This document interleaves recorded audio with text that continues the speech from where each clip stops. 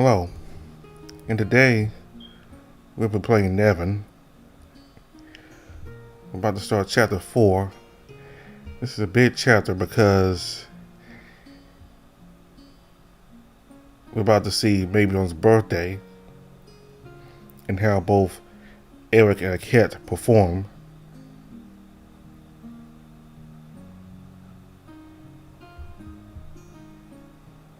I think there's some differences depending on which character you play. I think there's some differences, but probably won't be that much of a difference between the characters. So I'm going to go ahead and play for a Cat for now. And then after that, I think I might do another video, or maybe I'll add those parts, where the characters have their different dialogue later in the video, maybe. But now we're just gonna go ahead and cover the festival with a Cat.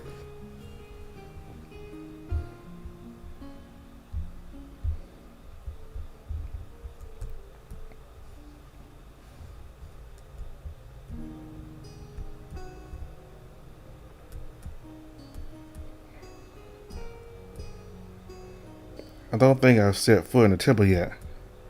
We're not going to the temple itself, but to the training grounds. But we can visit it afterwards if you want to. Oh, sure. I'd love to talk.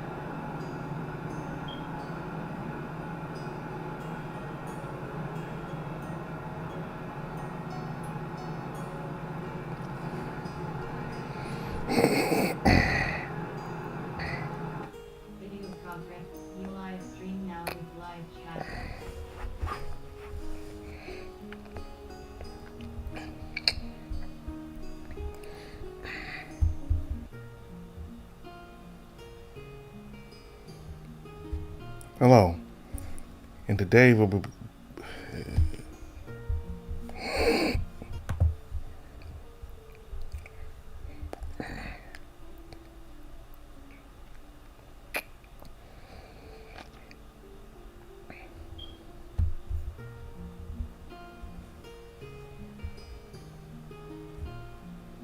Hello, and today we'll be playing NeveN. I'm about to start chapter 4 now, and this is a big chapter because both Eric and the Cat will be performing for maybe on his birthday. I think each of the characters have some differences in this. I think some minor differences, or maybe they're major, but I think they're kind of minor. You play all the other characters, so for now I'm just going to go ahead and play a Cat.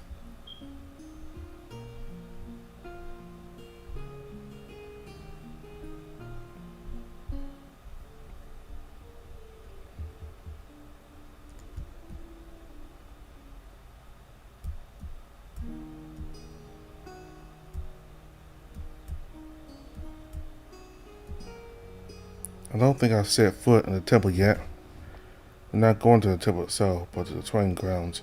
But we can visit it afterwards if you want to. Oh, sure, I'd love to see a bit of the Fossil architecture. I smiled at the Falcon as I continued to guide him through the streets of the capital. Boy asked me to take a Cat with me today. I'm not sure why, and he refused to answer me when I asked. That said, I'm not going to complain. The less time I spend one-on-one with that grumpy boy, the better off I'll be. Besides, this is an excellent opportunity for me to get out with a Cat. It's only been 2 days since we've been together, together, and we're discovering something new about each other at the time, all the times. Or about myself. In this instance, I found out that I love feeling his hand in mine as our fingers intertwine. So, they let you walk around without a guard now? Oh, no doubt for a second that we're being followed and watched. They're just being discreet. Surely you remember Rowan, the one who intervened in the tavern. Hard to forget. And now I'm able to use my brain. I can defend myself. So I guess that means I'm entitled to a little more freedom. I hope so. I smile at the bird as we approach the training grounds, where I can already see Vol waiting for us. The priest greets us with a brief nod and his usual stern tone. Eric, Lord the Cat. Lord Vol? Hey, what does he get the Lord, not me? Attitude, young rabbit. He behaves like a noble, you don't. And to see what looks like the shadow of a smile on Vol's face, is he joking? It almost terrifies me more than if he were in a bad mood. Anyway, let's go. We got work to do.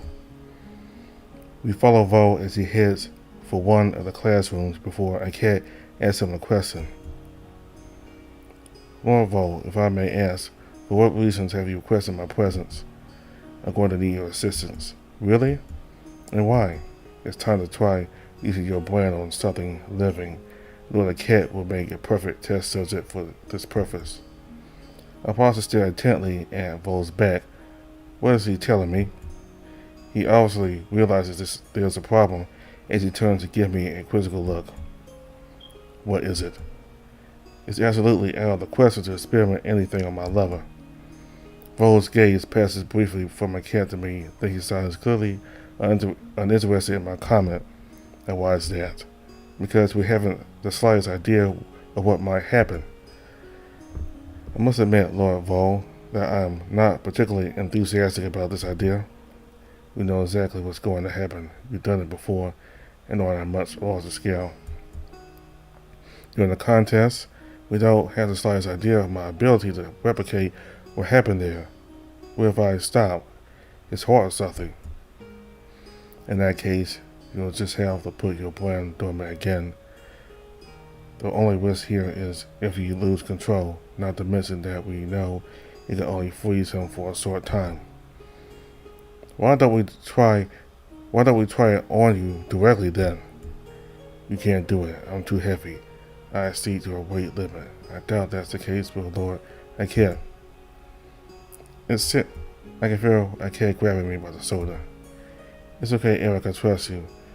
I know you won't harm me. I appreciate it if you show a little more respect, Lord Vol, and I also like you to give us a heads up from now on. I beg your pardon. Very well. We can try, I suppose. Vol nods before entering the classroom while a cat flashes me a nervous smile. Despite his kind words, I don't think he's at ease. I'm not either, but the priest is right. It's time I try it on an Anthrokin. I just hope everything goes well. Once in class, Vol returns to his usual place while Kate gives me worried looks. You can stay in the middle. I just need to be able to see you for this to work, and I promise you, if I see the slightest thing that doesn't work as planned, I'll stop everything. He gives me a side smile before heaving alongside.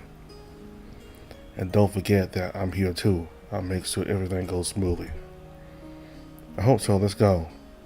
If we don't hurry, I don't know if I'll have the courage to do it. With a final smile of encouragement, I start singing as I fix my eyes on a cat. As my brain awakens, I can see a white circle slowly spinning on his chest. As I focus on this circle, I immobilize it, and the cat stops moving altogether. Not the feather steers, not even his torso rises to the rhythm of his breathing. Impressive. This is what happened to us during the competition. I guess I was a little too panicked to really pay attention to what was going on. I approached the cat, eager to get a better look at him now that he's motionless. Although he still has a somewhat worried expression. I can't help noticing once again how utterly cute a cat is. I come closer and place a kiss on each of his cheeks, unable to deprive myself of this small pleasure. Is that really necessary? I have every right to kiss my partner, Vo. I almost regret it, though. In this state, his feathers are rock hard and totally still, thus not exactly the most pleasant sensation in the world. Whatever it is, make your brain dormant. I think it's lasts long enough. I obey, partly in that I can't move again. He blinks in surprise and touches his cheeks. From my perspective, the only thing I see in the three of us standing silently in the center of the room, fascinating. Did it work? Did I freeze? You changed places in the blink of an eye. Indeed, everything seems to have worked out without a glitch. Did you do something to me while I was frozen? I suddenly felt as if someone was touching my face, but it only lasted a fraction of a second. Oh, I was just... Did you feel it the moment you were able to move again? Did you feel what had happened during your immobility? I think so, yes. Well, I felt something, but I'm not sure what it was. Would that mean I could interact with the objects or people I used my power on? Possibly. I thought you were simply freezing them at a specific moment with no possibility of acting on them, but perhaps I made a mistake there. So Eric could freeze someone and then do whatever he wants to them? I like that idea. Eric! I'm kidding. I don't know. We'll have to do more tests, especially to see if he's the only one who can interact like that with what's frozen. Are we going to freeze the cat again? No, I've got a better idea. Bo reaches into his pockets and pulls out 3 small pebbles. Seriously, what's going on in there? How many stones, pebbles, and other junk does he have with him at all times? With a flick of his hand, he makes them fly in front of him before placing one in front of each of us. Eric, I'm going to ask you to freeze all 3 of them, and then hold your brain active for as long as you can. Then both of you hit the stone in front of you. That simple flick should do the trick. If we're able to interact with them in their frozen state, they should move the moment Eric deactivates his brand. What about the pebble? I think we'll all be able to interact with them. I'll try something different on mine. Don't worry about it. So I just have to hit the stone? Precisely. Then all you have to do is wait for my signal. Activate my brand again, freezing Vo's pebble first, then Cat's and finally mine. Go ahead. The cat gives his pebble a slap, then lets out a little yelp of pain. Then I'll do the same without the cry of pain, that is. Vo, on the other hand, has pulled out his hammer and starts hitting the pebble as hard as he can. Then he hits it again and again. Vo, what are you doing? I told you, I'm testing something. Make sure the rabbit stays focused for as long as possible. A new bang of his hammer echoes through the room. Do you have any idea what he's trying to do? Not really, but I hope for his sake it doesn't take too long. I've already had to freeze you, and doing it on 3 objects at once tires me out pretty quickly. Vo continues to hit the pebble with his hammer. I got to hand it to him. He knows how to put some force into what he's doing when he wants to.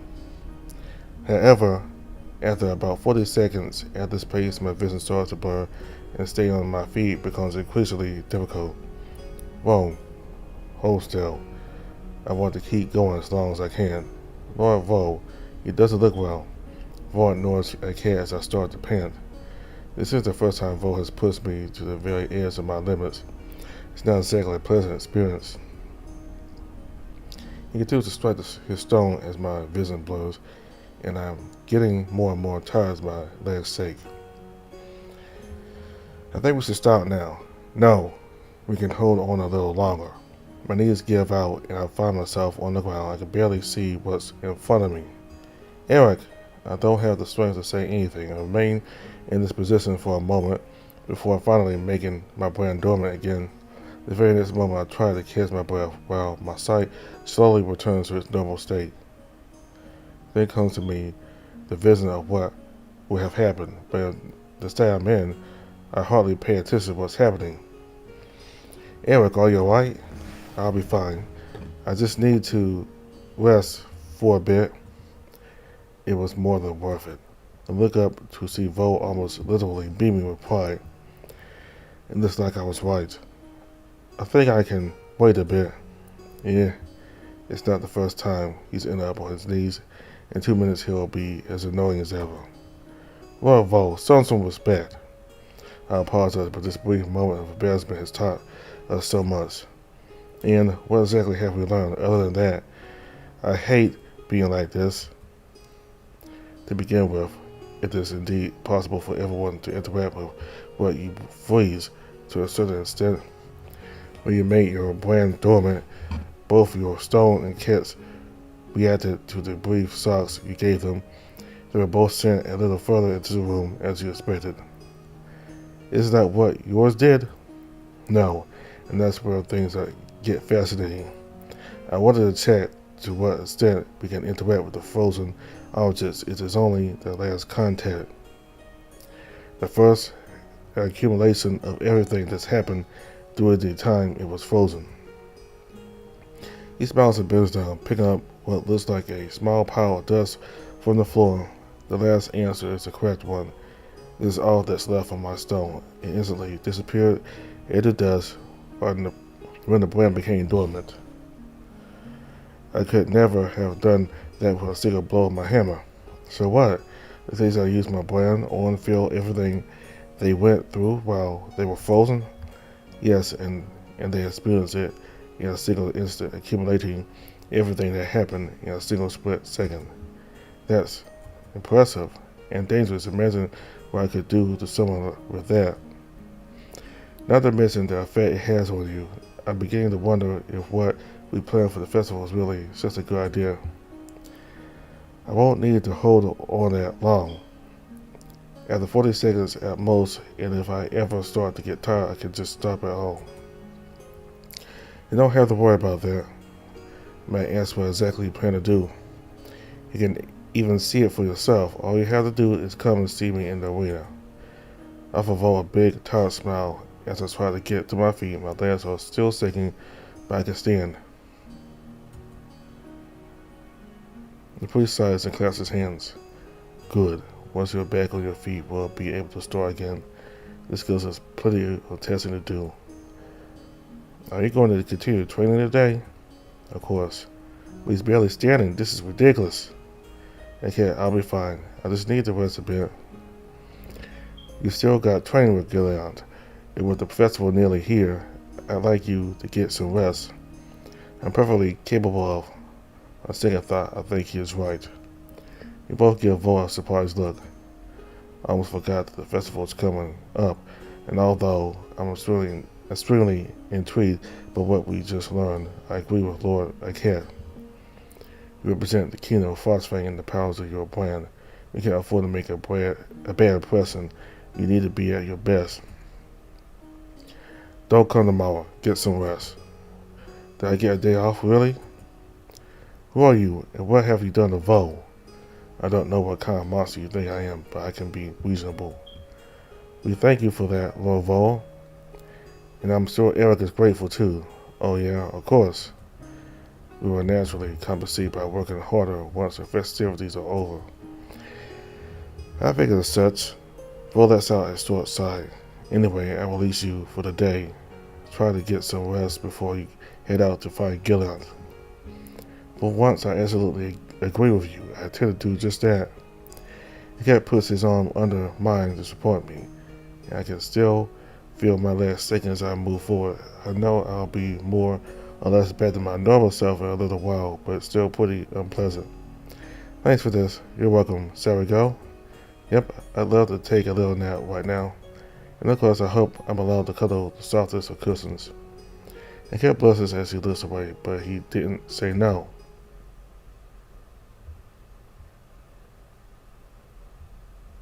The day off was most welcome, although we still spent some time rehearsing with a cat.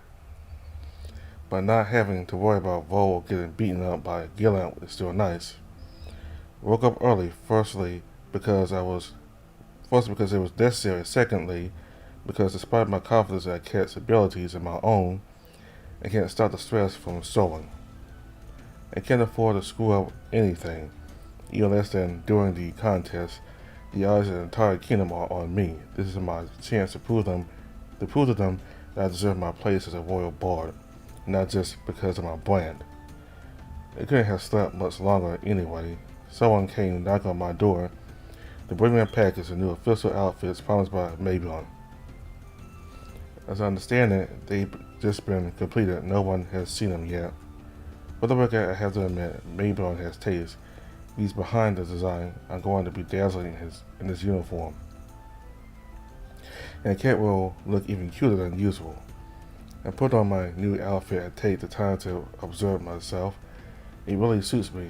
I have to think about thanking NeveN. He's even thought about our safety. The cloak covering my left arm is lined with a chainmail, light enough not to impede my movements. I then leaned over to look at my face a little closer. I'm glad I was able to rest yesterday. No trace of fatigue or anything. I'm as cute as I've ever been. Now the only thing that can screw up our song is ourselves. And if I'm going to be perfectly honest, I'm not really worried about the singing part in itself. I know a cat and I are more than capable of delivering an extraordinary show. What I'm really worried about is the demonstration of my powers. Not only will it require me to be up high, which is an ordeal in itself, but I'll have to use them for quite some time. I hope I don't tire too quickly. It hasn't been a problem during the rehearsals, but who knows, things might be different in front of an audience.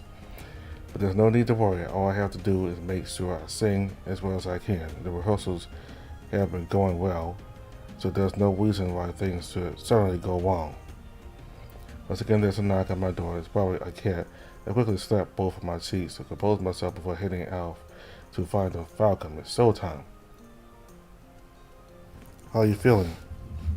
Worried and excited about at the same time.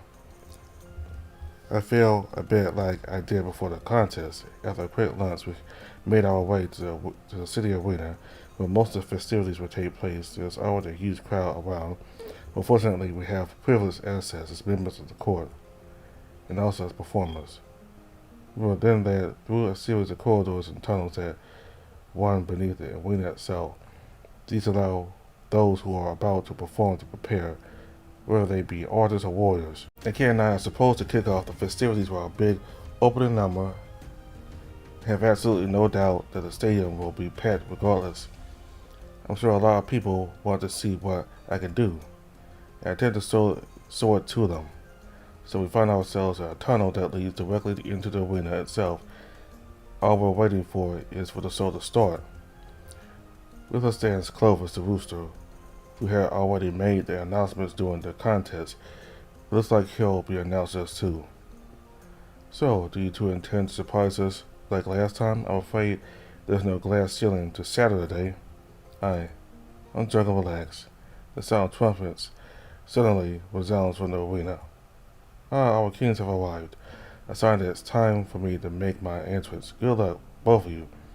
Step and sit. Thanks. And step and sit too. The rooster smiles at me before bolting towards the arena, while a cat leans towards me. Why are you insulting each other? I don't know, that's just an artist thing. It's considered bad luck to wish each other good luck, so. I didn't know. I'm not gonna lie, it's weird. Like most traditions, if you pay attention. Clovis's voice is then heard, resonating far louder than he could make it ring with his brain alone. I assume Tesla police are nearby, carrying the sound as far as they can. Your Majesty, Aeon, Your Majesty, thus, Prince NeveN, good people phosphate. It gives me great pleasure to announce the opening of the fifth festival in honor of our dear Prince's birthday. Applause and shouts resound from the arena. Whatever he's doing, Clovis seems more than able to warm up a crowd. Once again this year, We will have the opportunity to see powerful warriors clash to test the accuracy of our archers and the strength and courage of our men. However, this time there will be a new show.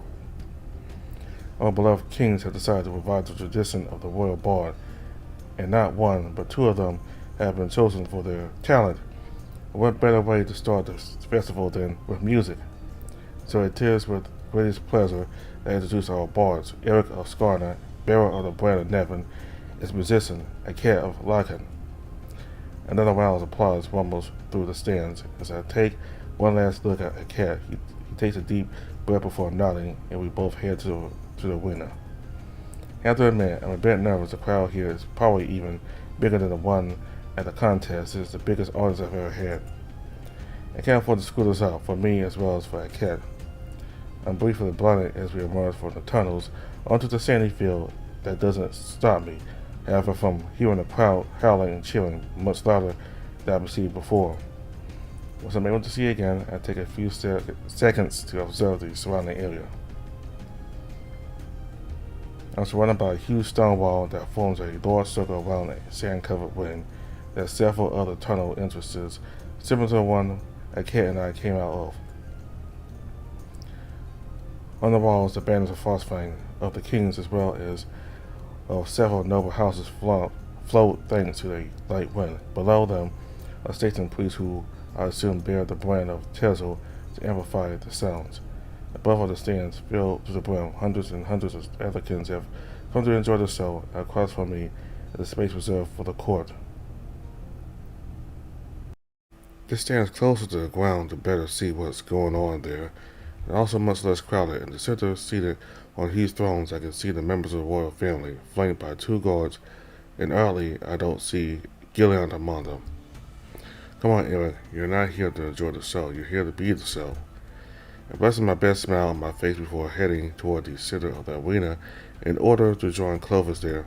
As I approach, I'm pleased to see that the three planks I asked for are there, lie on their side. Without them, the rest of the show would have been complicated to set up. When I reach the rooster, he gives me a nod before stepping back to make room for me. Perfect, Eric. Time to show what he can do. Frosians, King Aeon, King Luz, and of course dear Prince Babion. It's hard for me to say how honored I am to be here to celebrate the 24th birthday of the heir to the throne. I bow to the rest of the royal family with a cat doing the same beside me. We live in a rich land of stories, myths and legends. Our heroes are mighty warriors, skilled both with their brands and their weapons. And I have no doubt that one day our prince will join them as his fathers did before him.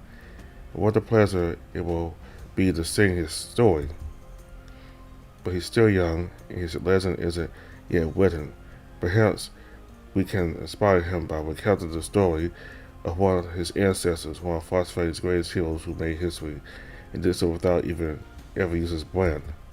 I don't know if he's really Mabion's ancestor. It's practically impossible to determine, but it doesn't matter.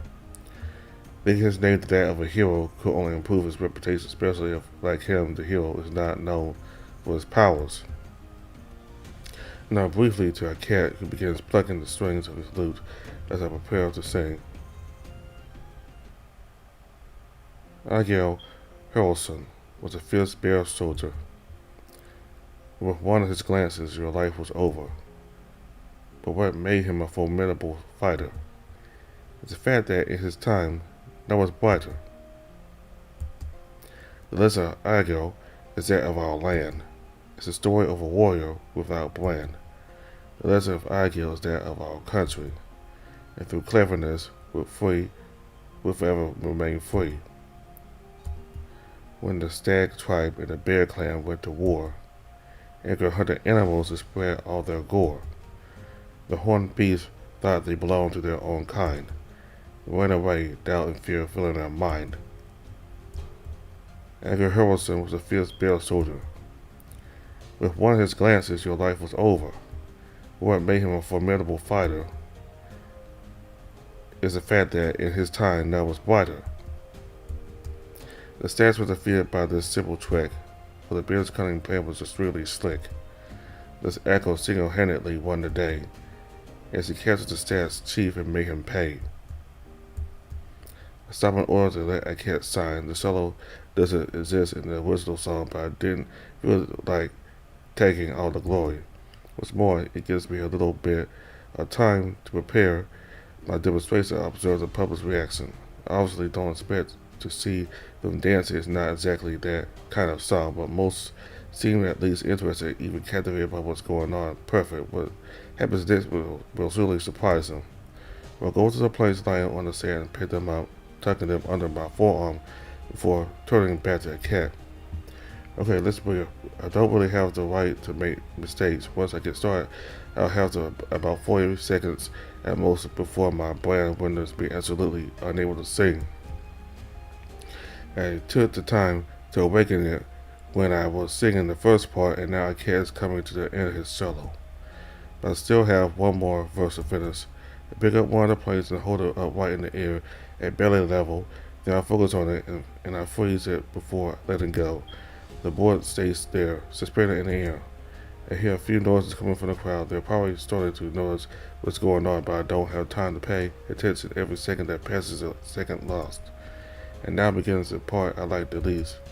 After taking a deep breath, I pull myself up onto the board, finding myself standing on a piece of wood floating in the air. And I do it again with the second, then the third, gradually forming a staircase in the middle of nowhere as I pull myself up to the highest point. Do not look down. Ignore the fact that you're standing more than 2 meters high. Ignore the surrounding emptiness. Look at the world filling in. Especially don't think about how terrified you are by it all. Once firmly in position, I wait for the last notes of the cat solo before starting to sing again, suspended in the air. Aguirre the Clever, as he's known among the bears, had no equal among his peers nor his heirs. Legend has it that he died roaring loud and proud, unleashing an avalanche through an army it plowed. Aguirre Harrelson was a fierce bear soldier.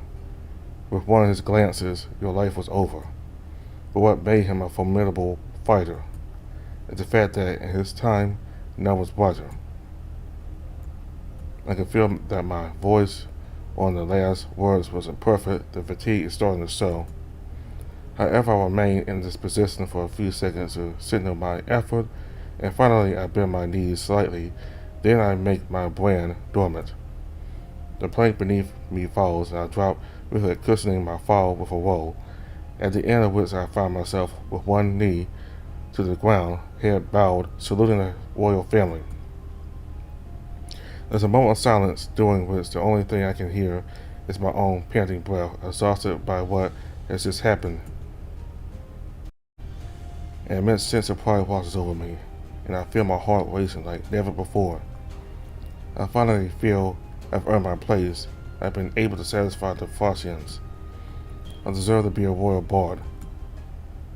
While flashing a huge smile, I turn to a cat and say that he's just as beaming as I am.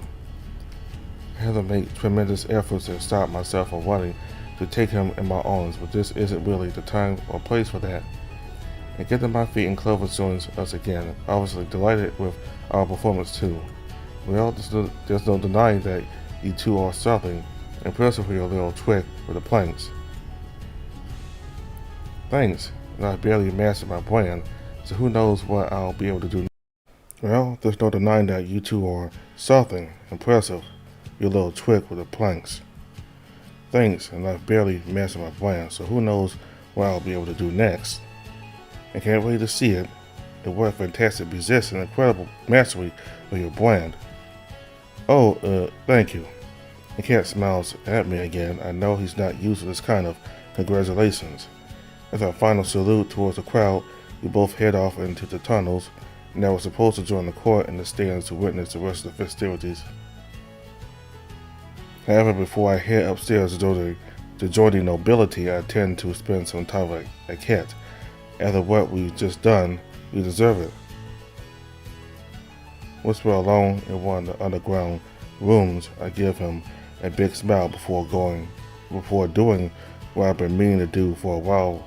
Hug him. Eric, what are you doing? I'm so happy. We were a hit out there. They loved us. I burst out laughing as I spin around, still carrying the bird in my arms.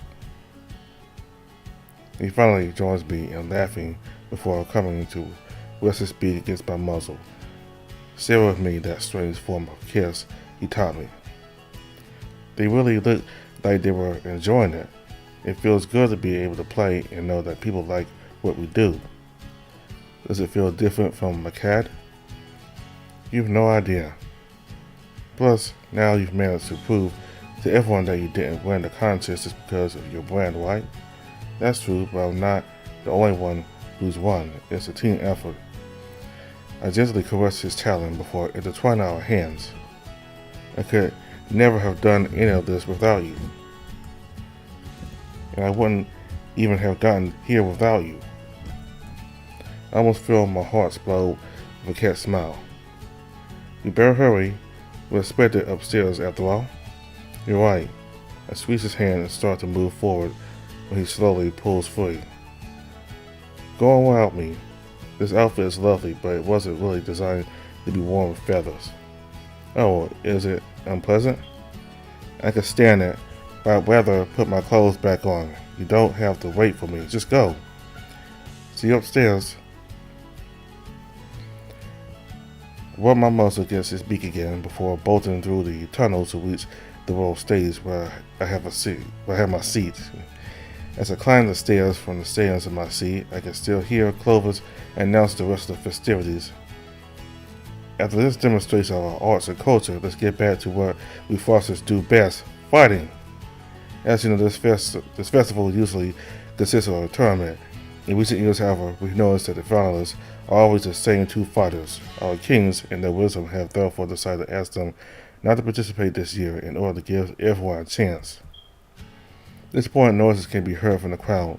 I know, however, they didn't want to deprive you of this show, so they've asked these warriors to present an exhibition fight before the tournament begins. I finally reached the area reserved to the nobility when a collective cry of joy echoes from the stands. Therefore, there's no reason to hold them back any longer. I don't doubt for a moment that they're as eager to fight as you are to watch them. With their third arena fight, with two victories to our fellow Fosters' credit, I ask you to give a fitting welcome to Gilead, captain of the Phosphane Royal Guards of Tanat, Fire Incarnate, Ambassador of Kazal. A new round of applause resounds as Clovis exits the arena. I take my seat beside Mayborn and Rowan, who serves as the prince's bodyguard for the occasion. The latter winks at me, and I smile back. However, it's not until I settle into my seat and observe the building that I feel a mixture of excitement and anxiety. This is the first time I've been to a arena fight. I knew it existed. There are always fighting grounds here and there in the country. It's a tradition for fostering, after all. But at the same time, the two Anthrokins who are about to clash are not people I want to see hurt. Despite what Gillant did to me during the competition, I feel that my training successes with him have created some kind of attachment, even if we don't talk much. As for the knock, for all that he seems to love making a spectacle of himself, I don't get the impression that he's the type to fight in the arenas. I'd even go as far as to say I'm worried about him receiving an injury. I don't know if he's got the constitution for this. While I'm lost in thought, several Anthrokins scatter around the edges of the arena while carrying heavy vases. I realize they're wearing the usual blue barb of the clergy, but from where I'm standing I can't make out their brand. What are they doing? They're priests of Fury. They're giving the ambassadors powers. They're here for our safety. It's true that he nearly scorched my fur once while he was training, so I can't even imagine what he's capable of when he's giving his all in a fight. Gillian is the first to enter the arena. He raises his sword amidst the roars of the arena. I expected him to be more reserved, but he introduces himself as I would do it so. In a way, it makes sense. If there's one place a warrior of his stature can be himself, it's in the middle of an arena. Oddly enough, it makes the idea of this fight more tolerable to me. what I imagined it as a mere performance. Then hear the prince clapping beside me. He's completely absorbed by Gillard's presence, looking at him with genuine admiration. I wonder what kind of connects these two share. Maybe it's more than just a boss-employee relationship. Either way, it's clear that they share a passion for fighting. I don't intend to mate them on that field. I don't intend to match them on that field. As my eyes are riveted on the bodyguard, the applause rings out again, followed by whistles of discontent. I didn't notice Tanak's entrance right away because in truth I was expecting to see the green of his skills simmer in the daylight. But instead I catch a glimpse of the bluish steel of an armor gleaming as the lizard appears in the arena, accompanied by two servants struggling to carry a huge spear. The blacksmiths have done a nice job with this armor, but is it functional? The ambassador asked for an in-between of aesthetics and practicality, so I think it will be functional enough. Wait, was the armor specifically designed for the occasion? The prince nods with a satisfied smile. Absolutely, it was a custom made for Tanak by Frosty blacksmiths, so no matter who wins, our country will have something to be proud of. I think it's definitely the first time I've seen an ambassador so fully dressed. I wonder how much of a problem it is for him. He must be burning up under there, for what little he's told me about his powers. Well, that's one big spear. I wonder how he plans to use it, considering how heavy it must be. A joke suddenly occurs to me, but I know I risked a diplomatic incident just by saying it out loud. The ambassador knows a thing or two about spears, even he's more likely to polish them than use them in battle. Meanwhile, Tanakh seems to take as much pleasure as Gilland in interacting with the crowd, even if they're far less welcoming to him. It seems that even after all these years spent in the country, he's still a stranger in some people's eyes, but that doesn't seem to affect him, quite the contrary. The ambassador starts to speak, while a brand of air is used to bring his voice to the ear of all the spectators. You've all come here to witness a clash of steel and our blood being spilled. Unfortunately, I don't intend to give you that pleasure, because I'll make sure this fight doesn't last. The audience boos and whistles as the lizard laughs and bows. Ha! That's the neck for you. He then grabs the shaft of his spear and flames encircle the tip. I expected him to collapse under the weight of his weapon, but he seems to be holding it in position thanks to the powers of his brand. That's when a wave of heat hits the entire audience, and the priests are forced to deploy curtains of water that stretch from their vases. Is it really all the heat he holds all day long? I imagine it must do him good to release all that. Impressive. Now it gets interesting. Gilland would never be able to hold this heat indefinitely, and the ambassador is probably just as limited by the use of his brand. So will it be short? Oh, I doubt it. It's precisely because they're both strong that the fight will last as long as their willpower allows. The heat still manages to reach us, and I can't even imagine how much the arena has turned into a furnace for these two. I gulp as I imagine the situation and turn my full attention back to the fight ahead. The panther remains firmly on his feet while holding his sword with both hands. I don't even need to see the look on his face to understand how determined he is. Tanakh, meanwhile, is the first to step forward, his spear pointing at his opponent, and when he does, he's so fast that the sand rises beneath him. Gilland seems as surprised as I am by the lizard's vivacity, so much so that, despite his feline agility, he only narrowly dodges the tip of the weapon. I was expecting him to counterattack right away, but the violence of Tanakh's assault caused him to lose his balance. It's the lizard who follows up directly by pivoting his spear towards the panther's flanks and an attempt to strike him with the side of the weapon. As long as Tanakh's spear is at a good distance from Tanakh, I can see sprays of flame bursting along the weapon, so that's what he's using to move it despite its weight. The captain narrowly blocks this attack, but an impact sends him tumbling away this time. On top of that, the strike was so brutal that his sword flew out of his hand to slide across the ground behind him. The spectators react with amazement and fright as if the sock had been felt throughout the entire stand. On the other hand, Maybon seems even more upbeat about the assault he's being given. This is the first time I've seen Gillian lose his weapon during a fight. Given the weight of this thing, it's pretty clear that it serves as a hammer as much as a spear. In his promise, Tanakh clearly intends to end this quickly. Flames form beneath him, and thanks to them, he throws himself into the air while grabbing the handle of his spear with both hands before falling back heavily where the panther is.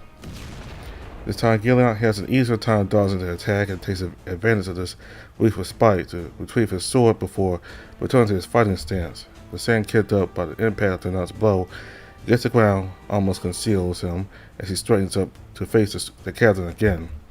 Despite the fact that the lizard has the upper hand, it's clear that he's no warrior. His movements are flashy and predictable, especially for someone like Gillian, and only his powers allow him to surprise the panther. Even though I can't see it from here, I know that the latter was able to absorb some of the lizard's flames, even if he's careful not to use them too close to his opponent. From my own experience, that means Gillian won't let go until he's completely unconscious. After all, he must be strengthened by what little power he's been able to absorb. It's already longer than I thought. It's amazing those two are still standing. I hope they won't push it too far. Once again, Tanakh braces himself to touch Gillian, his spear pointed straight at the feline as flames lick the contours of his weapon to keep it raised. And suddenly, flames spread across the ambassador's back before rising high into the sky, forming what appear to be long wings. New cheers erupt from the audience. It seems that, little by little, the lizard is winning their hearts. Clearly, he hasn't lost his sense of showmanship. The blasted heat coming off Tanakh lifts the sand again, which comes crashing into waves against the water walls being held up by Huey's priests. My artistic soul can't help but see something beautiful in this sight, such as its novelty. Suddenly propelled by the flames, the lizard charges Gillian. It seems even faster that his first attack, and the captain doesn't seem to react as quickly.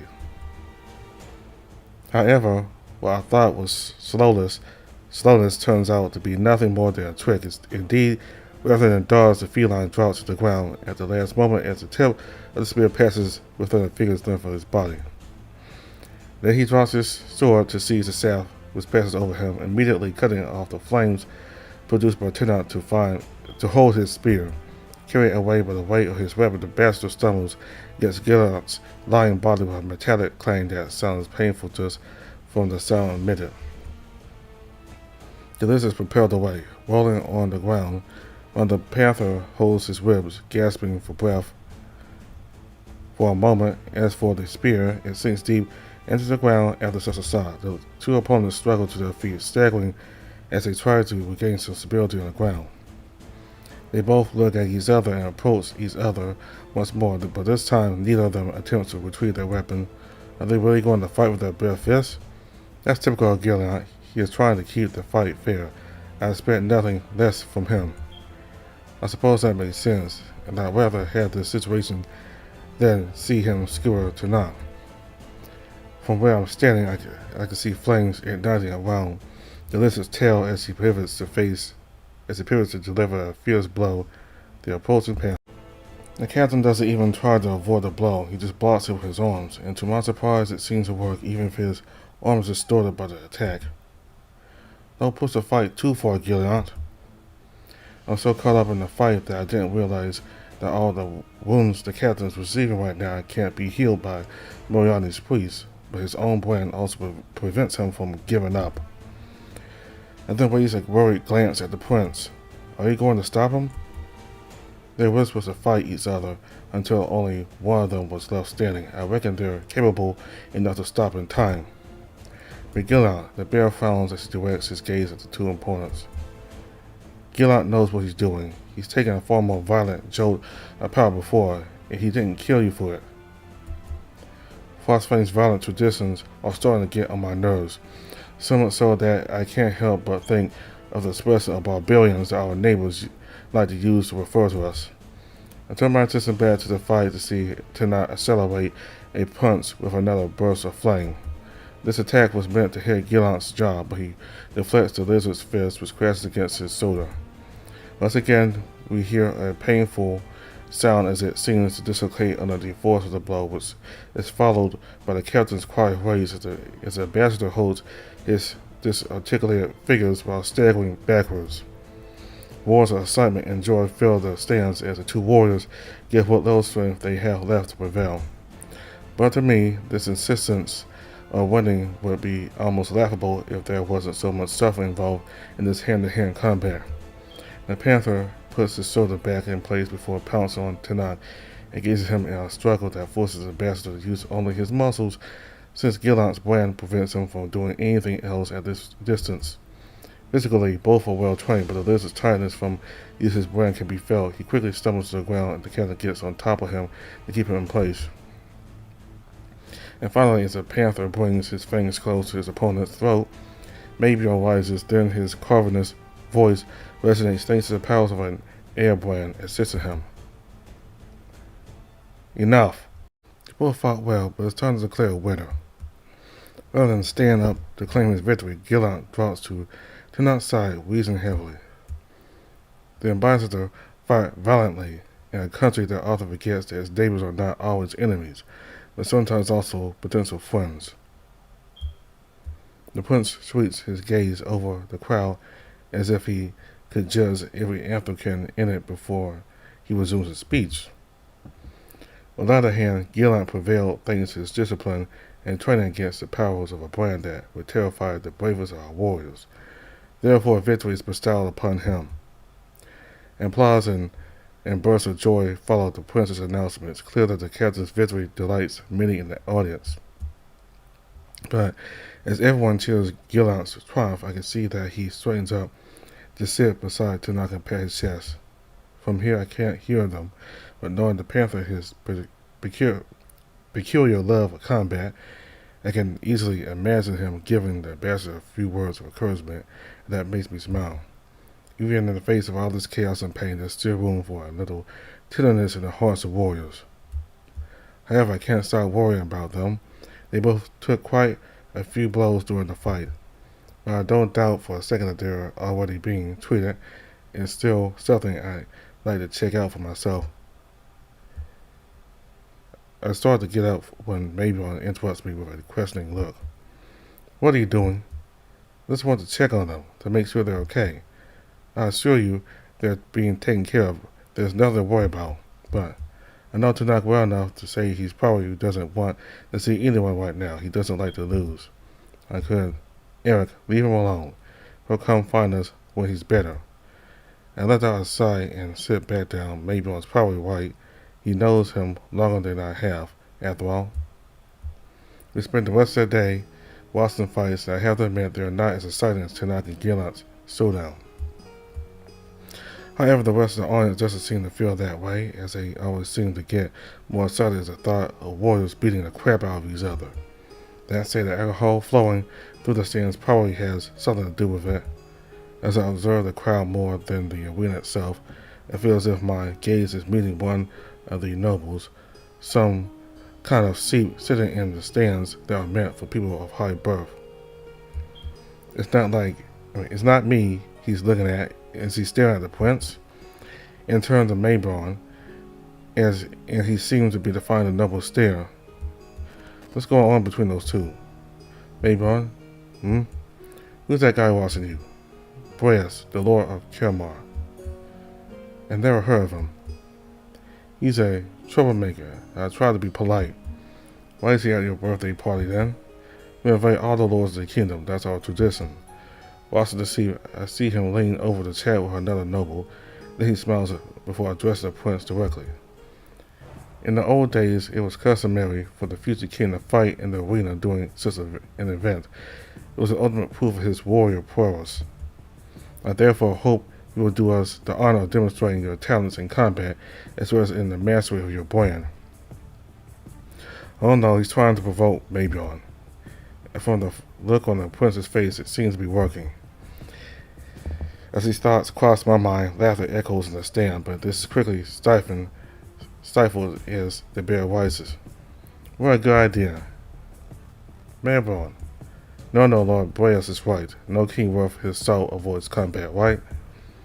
The seat's snide look disappears to give way to what appears to be surprise. We should face each other, you and I. I'm sure the people will love it. Aeon speaks in a low voice, so the rest of the tribune can't hear him, but his worried look makes his feelings obvious. Don't do that. Your pride gets the better of your mind. I know what I'm doing. It's time I set my own path, Father. He then steps forward, leaving no chance for the king to stop him, lest they undermine their own power under the gaze of all onlookers. As for me, I can only watch him pass by unsure of what to say. Who am I to interfere, after all? I'm not the one who's going to rule an entire country.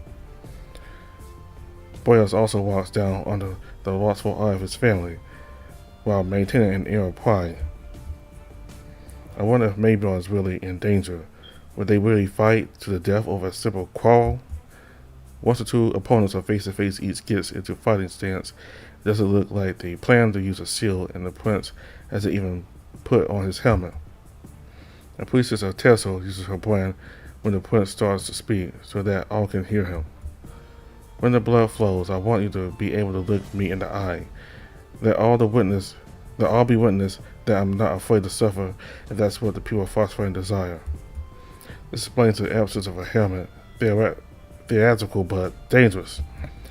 From what little I know about the prince, it's rather surprising he doesn't strike me as the type to take that kind of risk. Maybe I just misjudge him. Without waiting any longer, the prince steps forward slowly, without even taking his axe in hand. Boreas, on the other hand, simply draws his weapon out without moving. Come on, I know you're burning to get it off your chest, Boreas. Come at me. The bear's anger grows, but he maintains a steady pace as he continues to provoke the Lord of Kirmar. So far, there has been a lot of talk on your part, but little action. Are you afraid you might hurt the future king? I can see the seat's brand glowing on his thigh under his clothes as he looks up at the kings as if he hasn't asked their permission to defend himself. But they seem too focused on their adopted son to see anything but Maybell. I won't hesitate to kill you, so give me a fight. With his free hand, Boreas summons a pillar of rock that emerges from the ground, hurtling straight towards the bear's flank. The attack is precise enough to penetrate between the gap of the princely armor, but Maybell intercepts it with his bare hands. Blood is still dripping on the ground. It's obvious that the attack was successful despite his attempt to stop it. The prince's grunt of pain is carried by the brand of air that accompanies him, and I can see Aeon and Lust rises to their feet at the same moment as silence falls over the crowd. But just as the kings are about to intervene, Maybell shatters the rock before he straightens up and continues on his way. In his way, the sand is stained with blood as he loosens the strap of his axe to draw it. Do you think I need a brand to defeat you? You'll have to do better than that. For a moment, Boreas doesn't seem to know what to do as his prince approaches him, but he stands his ground, his axe in front of him. I don't know if it's out of fear or because he's concentrating, but I let Maybell know words come out of the seat's mouth. He then grabs the edge of his own weapon and slides it against his palm before raising it into the air to show the blood flowing from it. The first blood spilled, I admit defeat. This choice is not yours to make. It's up to me to spill your blood. I must confess I'm confused as to what's going on in the arena. And the look I'm sending Rowan is obviously enough to make him intervene. The rule of a fight is that you're only allowed to surrender when blood has been shed, but Maybell is technically right. Boreas can't injure himself to surrender. Why does he do it then? You must know the rules, I suppose. It's a desperate act, nothing more. As I turn my attention back to the fight, the prince strikes the nobleman's axe with his own, sending it with ease into the sand a little further away. And finally he strikes with the pommel of his weapon in Boreas's jaw, sending him sprawling to the ground. The bear raises his axe, shooting his eyes over the audience with an air full of pride. Then his voice thunders throughout the arena. My fathers were tolerant of the old nobility. They forgave them for the horrors inflicted on the people during their reign. They gave them their power back in return for their promise to rule justly.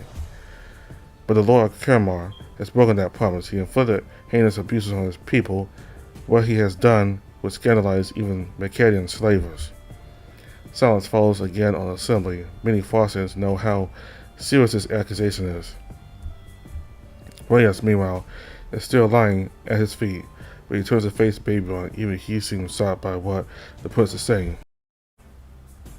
As future king of Frostfang, I think it's time to put an end to this tolerance. I'll be the arm of justice. I will strike down those who oppose our freedom, whether they come from Makad, Khazal, or even our own lands. Therefore, I hereby pronounce your sentence, Reyes Nedelik, Lord of Kermar. Only death shall cleanse your honor. And I find a gesture of desperation. The sheep tries to raise his arms to protect himself, but before he has time, Babylon brings his axe down on his throat and finishes him off. Fortunately, I have time to look away before I see anything. To be honest, I didn't expect the prince to get this far, and I don't think I'm the only one surprised. The bear raises his head and looks towards the stands again. This time, however, he's particularly observant of the empty seats where the nobles sat before his speech.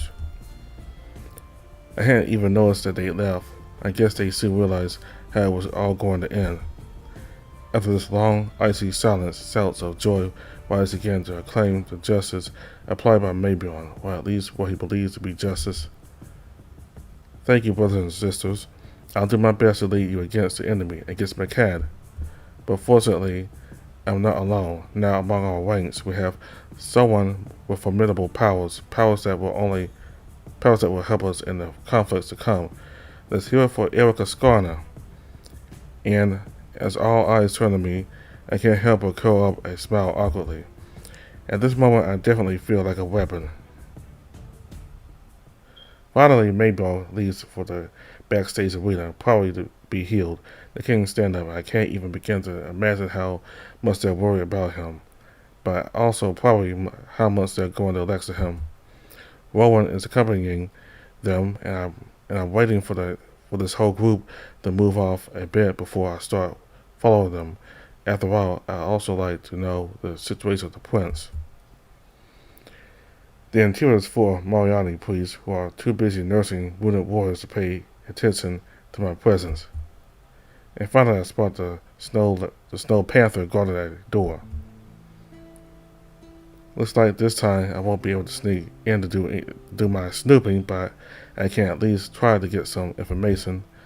So how's it going in there? Rowan shrugs with a grimace. Not very well. They didn't appreciate his little show. Yeah, I can imagine. Just as I'm about to ask more questions, the door opens violently, and I have to shift quickly so the kings don't bump into me. As Aaron catches sight of me, he gives me a surprised look, and I have time to see blood dripping from his lips. Obviously, he catches my glance and wipes his face with his forearm before addressing me. My son's confused. I doubt it's a good idea for you to visit him. I have some scores to settle with him. Do you intend to let me talk to him? I don't see any reason to stop you. Maybe it'll do him good to have someone from the outside trying to talk some sense into him.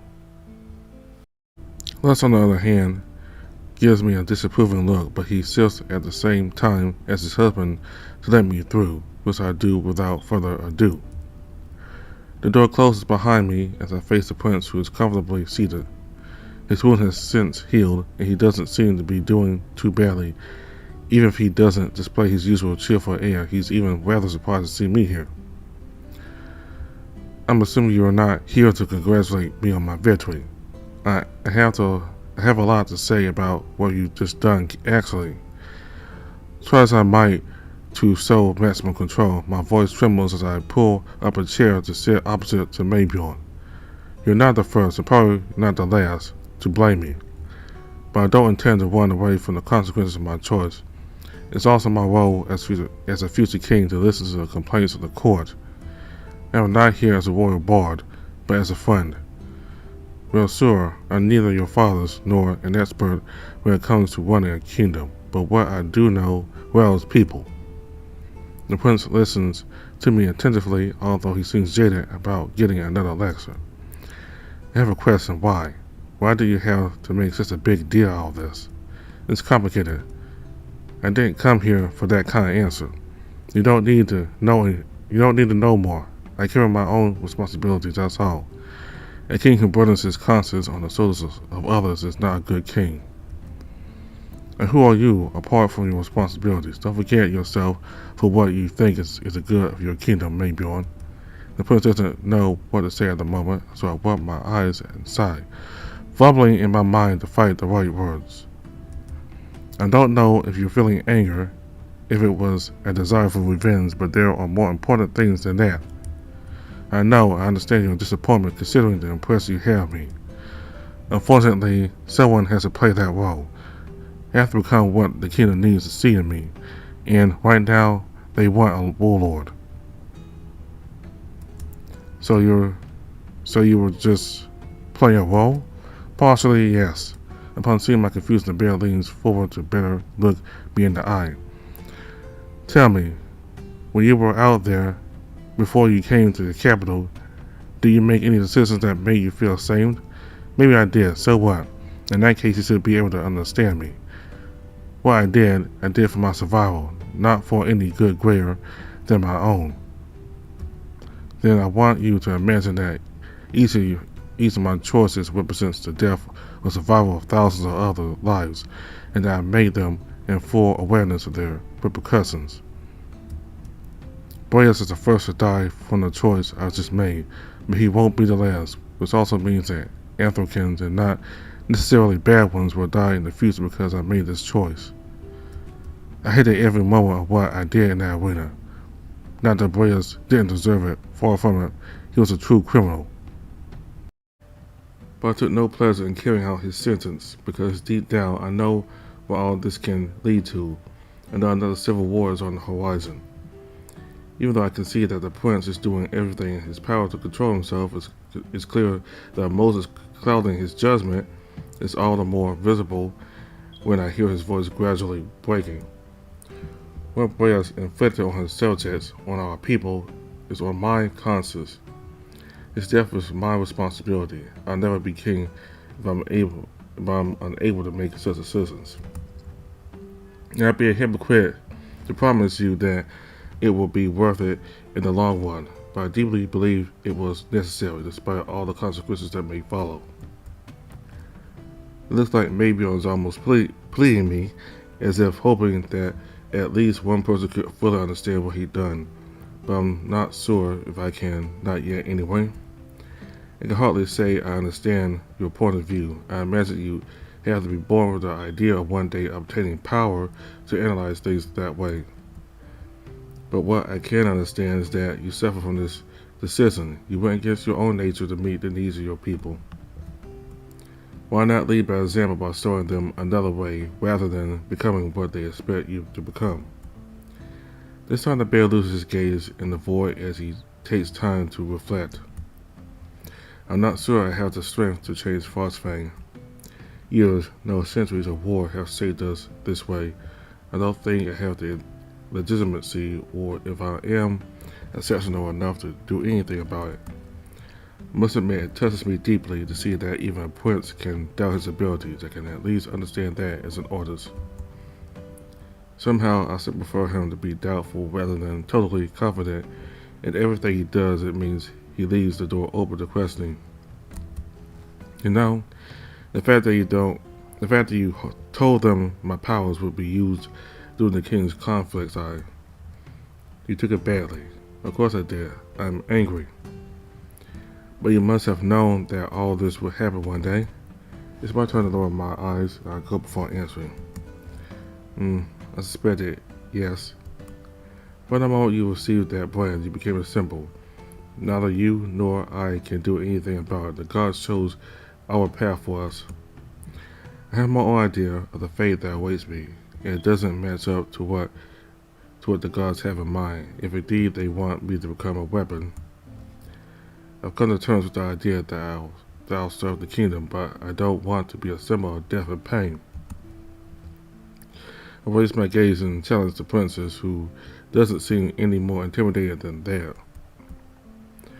All I ever wanted as an artist was to bring a little joy and hope. and my brand won't change that fact. I respect your fighting spirit, Eric, and I won't stand in the way of this path you want to follow. It would be against my principles. I don't think I need grand speeches to convince you anyway. The enemy will show its true colors sooner or later, and then you'll understand my choices. While I will leave that Babior isn't more hostile to me than that, I must admit I'm surprised that he's not trying to change my mind. And it must show on my face since he finally manages to smile at me as he straightens up. I don't blame you, believe me when I say that no one will hate my choices more than myself.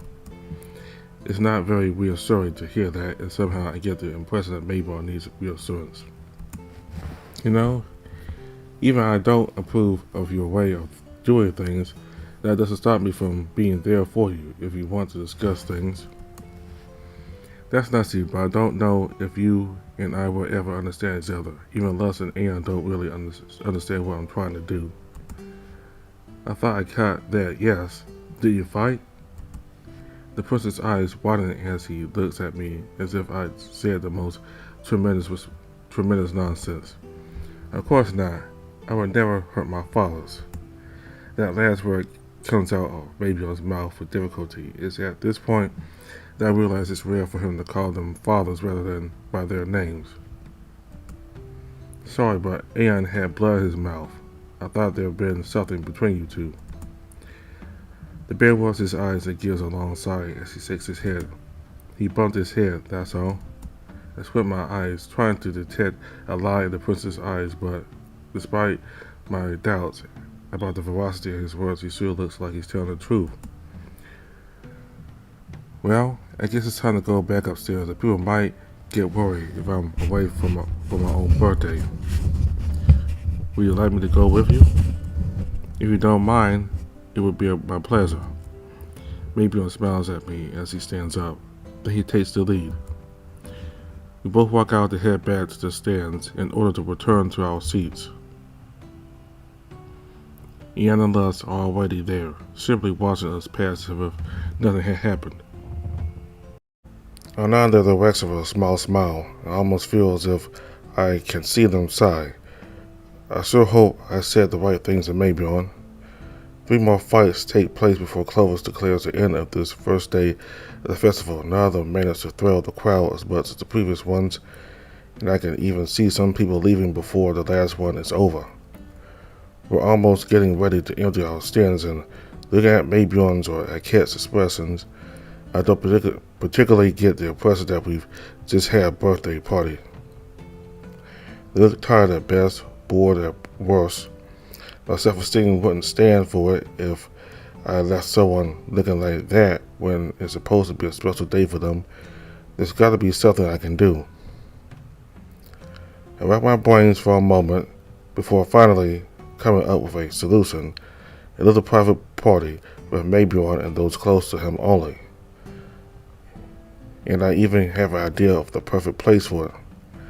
The fact that it'll give me a little eye candy at the same time is just an absolutely accidental bonus. I grab the bear by the arm before he leaves and gives him my best smile. By the way, would you like to take a little bath with your dearest retainers? I think we could all use a little relaxation after today. I'm not sure if that's really appropriate. Listen, I know it's a festival and all that. It's technically supposed to be for your birthday, but you can't pretend this is how you'd like to spend it. I saw the look on your face. Even you were fed up with it. I guess it can't hurt. Who do you want to invite? I was planning to invite Turnock and Gillian, hoping they've had time to heal, and Cat too, he needs to socialize a bit. I doubt Gillian is in very good shape for that kind of activity. He can't heal because of his brand, yes, I know, but I'm pretty sure he is not the kind of panther to stay in bed and rest for an entire day. Considering Mabion's expression of uncertainty, I insist by putting on my best puppy dog look. I suppose you're not entirely wrong. A little company won't do him any harm. By the way, while we're talking about that, I'd like to invite Vikai too. The problem is I haven't seen him all day. Do you know where he is? The bear stares at me questioningly for a second before he decides to find out more. Why invite him? You know he's a bit of a loner. Sometimes you don't know what's good for you. He's got a kind heart. I'm sure he'd accept the invitation if we presented him with the right arguments. The thing is, for the last few weeks, Vakai hasn't been feeling very well. Oh, that's why he wasn't anywhere in the castle. Is it bad? I think it's just exhausting. He's been working a lot lately. It's been complicated. I see. Can't you ask him if he wants to come out? Wants to come anyway? I think it's when you're at your lowest that you need the presence of others the most. Maybe sighs heavily as he rolls his eyes. I'll see what I can do, but I'm not promising anything, alright? Understood, and good luck. He's a grumpy type, but I know you'll find the right words. A minute to elicit a smile from the bear, and I have to admit it's reassuring. He needs a bit of levity, especially after what he's just done. As quickly as possible, I'm scouring the castle to notify Tanag and a cat. However, strangely enough, Gillan is the most difficult to find. I expected to see him in his bedroom, recovering from his wounds, but there was no one there. Finally, I found him in his office, filing out some paperwork. It took me a while to convince him, but he eventually agreed to join us for the evening. We're now on our way to the baths to join the rest of the crew.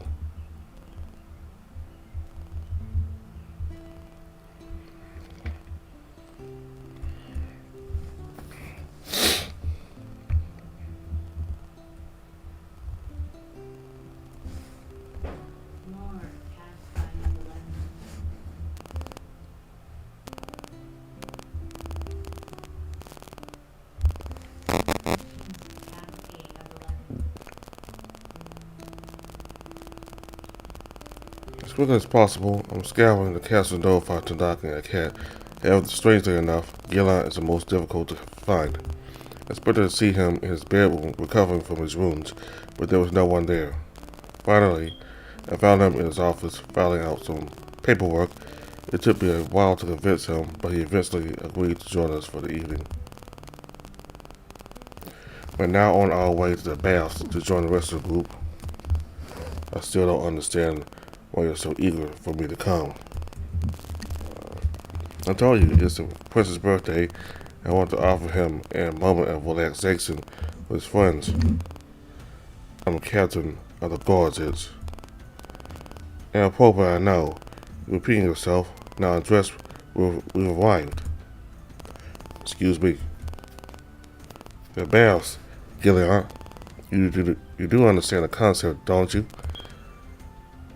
I know what a bath is. I'll stay on the edge. Don't be ridiculous. I won't take my clothes off. But you'll die of heat. That's my problem. I said no. Fine, have it your way. But don't complain later. It's not going to happen. I let out outside and started undressing, and here I was, hoping to finally find out what's under all that armor. I guess I can forget about it. But one day I'll know. I'll solve this mystery.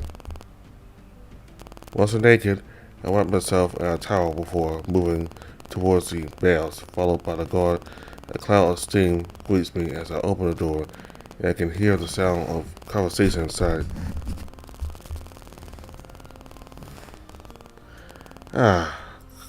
Here comes our stragglers at last. Tonight I can't. Vicad and Mabion are already immersed in the water, obviously waiting for us. I point to Gillian before stepping forward to dive in. So I had to convince that grouchy panther.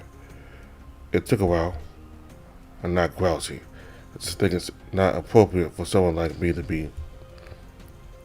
Gillian, please do me a favor. Shut up and join us for a bit. It's my birthday. You can give me some of your time. That seems to be enough to keep the panther quiet.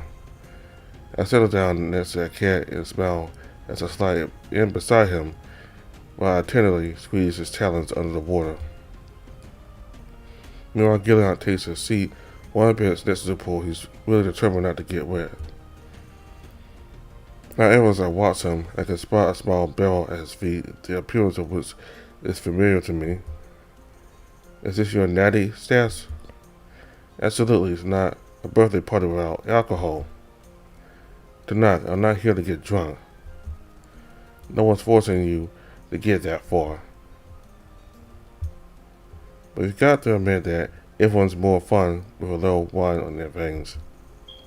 For once, I agree with the bastard, my prince. Ah, see? Everyone's with me. I didn't say anything. And he who says nothing consents. What's this bullshit again? Just an old expression Tanakh uses to impose his ideas. I'm just saying that a little alcohol won't hurt us. You can drink responsibly. If you're going to be inappropriate, might as well be inappropriate all the way. There, listen. Even the steel kitty is on board. What? I'm sure it was a compliment. If this birthday ends up without anybody trying to strangle someone, I consider it a success. I can't laugh lightly, and after a brief moment, his laughter spreads to us. Even if the situation is particularly funny, I get the impression that we're releasing all the pressure built up during the day. Sorry, I don't know what's got into me. It it doesn't matter. I think we all need it. Tanakh straightens up to lean over the edge, offering a superb, if I may say so, view of his behind to everyone as he fills the glasses laid beside the barrel. He then passes them to us before raising his own for a toast. With our dear Royal Bard will do the honors. After all, speeches are in the job description, aren't they? I say that as if it bothers me to hear my own voice. I stick out my tongue at him and raise my glass as I clear my throat. Gentlemen, friends, colleagues, prince, guard, hunter, and ambassador. You've managed not to forget anyone. I'm impressed. We are gathered here today for, is this a birthday toast or are we at a wedding? Hey, let me talk. Would you? Also deserve to have a little fun. Maybe you should have a little fun and a little faster. Come on, you two. A cat smiles at me with innocent air. I take note. Mr. Falcon, I take note. Anyway, as I was saying, we're here to celebrate the birthday of the Prince of Frostfang, friend and future King NeveN. Although I've only been here a little over a month, I can already say that it's been a real pleasure as well as an honor to meet you, and I'm sure we all feel the same here. So let me wish you a wonderful birthday. May the coming year be as good as it can be, and followed by many more. To NeveN. We raise our glasses and drink heartily.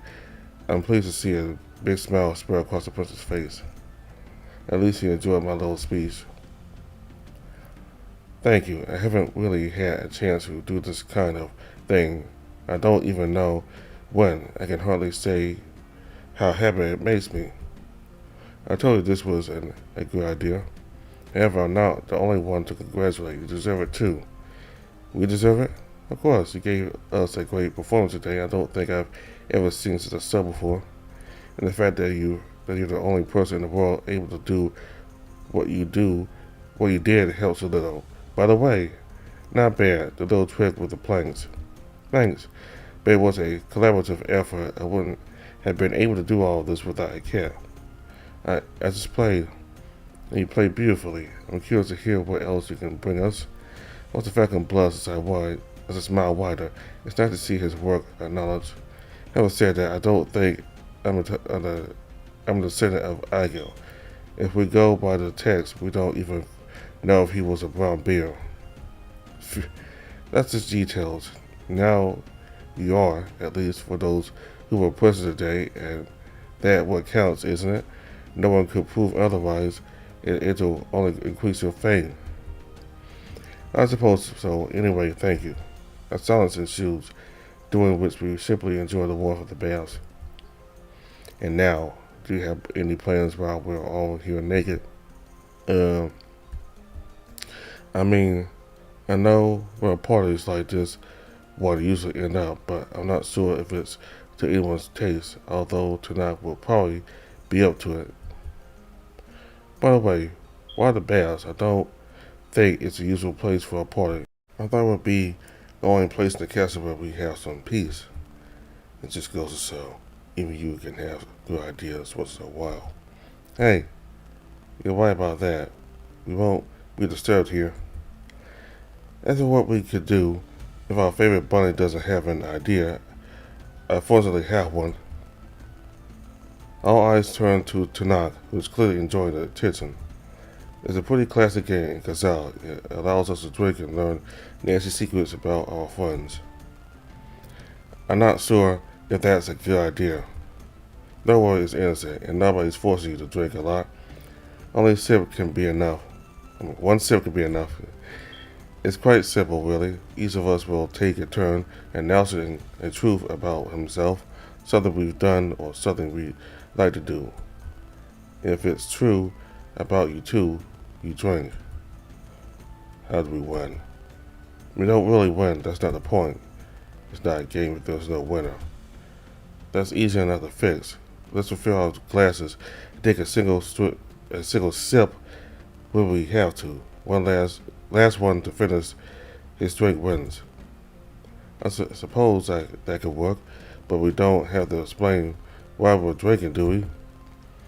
If you feel like it, nothing's stopping you, but we're not going to force you to say it. Tanakh smiles and then stands up to refill everyone's glasses. So, are you in? Yep, alcohol and dirty little secrets. Is the evening just the way I like them? I can try. If it gets out of hand, I'm calling it quits. I guess I'll follow along. Perfect. Our glasses are refilled, and Tanakh returns to his seat with an amused glance at our odd group. I suppose it's logical enough to make me start, and I suggest we kick things off with a classic. I'd like to sleep with someone here. Have an opportunity here to embarrass a cat, and I don't intend to pass out. I give him a mischievous look before raising my glass. Surprisingly, maybe on drinks too. I find it hard to hide my surprise, however, when I see the falcon do the same with a little air of defiance on his face. Find yourselves a room, you two. Maybe later, who knows? That seems to make a cat revert to his usual state of being a massive embarrassment. His eyes turn to a cat that nets in line in our gate and casts a brief movement out of the corner of my eye. I turn my head just quickly enough to see Gillan take a drink as quickly and discreetly as possible. It's obviously noticed that I've seen him, because just as I'm about to say something, his gaze locks into mine and makes his intentions clear. I think I'm dead if I say something. Message received. It's my turn, I think. I just need to come up with an idea. You don't have to ask the same kind of questions I do. I'd really appreciate it. You didn't. But God, relax a bit, will you? So, oh, I know. I walked in on my parents having, well, you know. I think everyone gets the idea. However, this suggestion seems to be considerably less successful. This time, Mayborn is the only one to raise his glass. Really, did you get to see royalty fuck? I wish I hadn't. It's not the kind of story I'd like to remember. Oh, but in that case, you might be able to answer one of Phosphane's greatest mysteries. Tell us about it. Which one screws the other? I have to admit, I'd like to know too. Eric. Well, I'm curious, that's all. And I bet it's Aeon. Nah, I'm sure the tiger likes to be taken in private. Then I'll remind you that we're talking about our kings and the lords of this domain. Come on, we're just joking. There's no way I'm answering that. Maybe on pauses, then smiles with mysterious air. I can tell you, however, that Aeon knows some very original ways to use his brand. I need details. I want to know absolutely everything. No way. You'll have to let your imagination work. What? But too late. It's your turn. I glare at the prince. Is he really going to leave me without an answer? Alright, it's my turn then. I'm now faced with a choice. Either I choose a trivial question to get everyone a drink, or I try to dig up some nasty little secrets.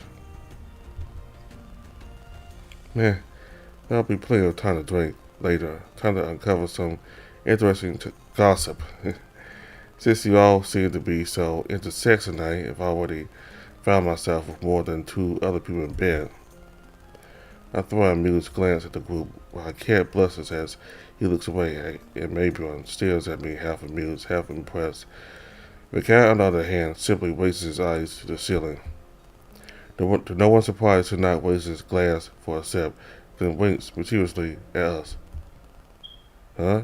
And here I was hoping to discover something interesting about. That nut is pretty good.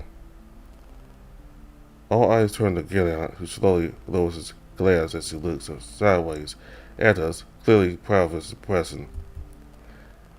Gillian? What? I wasn't always a girl. I had a life before that. I was absolutely convinced you didn't understand the concept of fun. Bunny, if you knew half the things I did when I was your age, you'd be as red as a cat right now. Alright, I'm absolutely dying to have a face-to-face talk with him. I want to know all about it. Yeah, looks like the captain wasn't hiding something under his armor after all. I have to admit that I didn't expect it. I hope this doesn't change your opinion of me, my prince. What? No, of course not. I'm just surprised, that's all. Good. I wouldn't want my reputation tarnished, which means nothing I say leaves this room understand barred. Oh, of course. Sure. Which doesn't mean I'm not going to use this piece of information. I don't know when, I don't know how, but I will. That being said, it's your turn to grub your horns. I throw some water at Vikai's direction, who grunts and responds quite appropriate considering his nickname. Give me 2 seconds. I got to think of something. As far as the stag is concerned, I doubt he has much romantic experience. Maybe we'll finally talk about something else. I've never done much of that front. I've never done much on that front. Yeah, let's keep it simple. I've already killed someone. Almost immediately, maybe on Gillian raised their glasses. No surprise there. They're both accomplished warriors. Meanwhile, a cat turns pale and plays with his glass before he raises it, emptying what was left of his natty in one gulp. Nah, I really don't feel like talking about it. As for me, I did my gaze into my glass, pondering what to do. I could be honest, raise my glass and drink, but there are bound to be questions they want to know eventually. I can also lie, do nothing, but keep pretending nothing happened.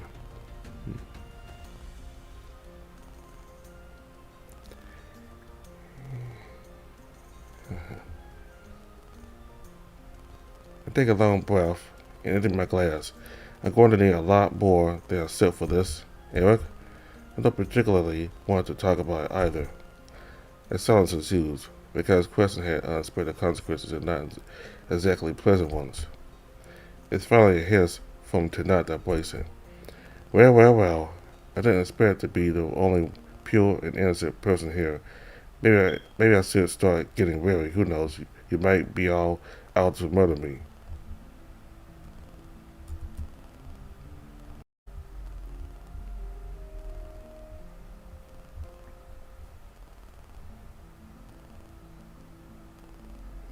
Well. I didn't expect to be the only pure innocent person here. Maybe I should start getting wary. Who knows? You might be all out to murder me. With that kind of reaction, it would be understandable.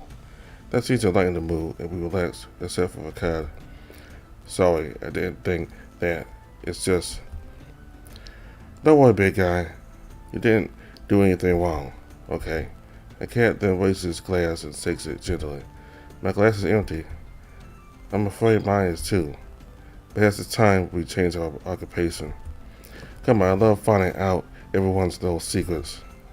No shit. I've only got 1 sip left.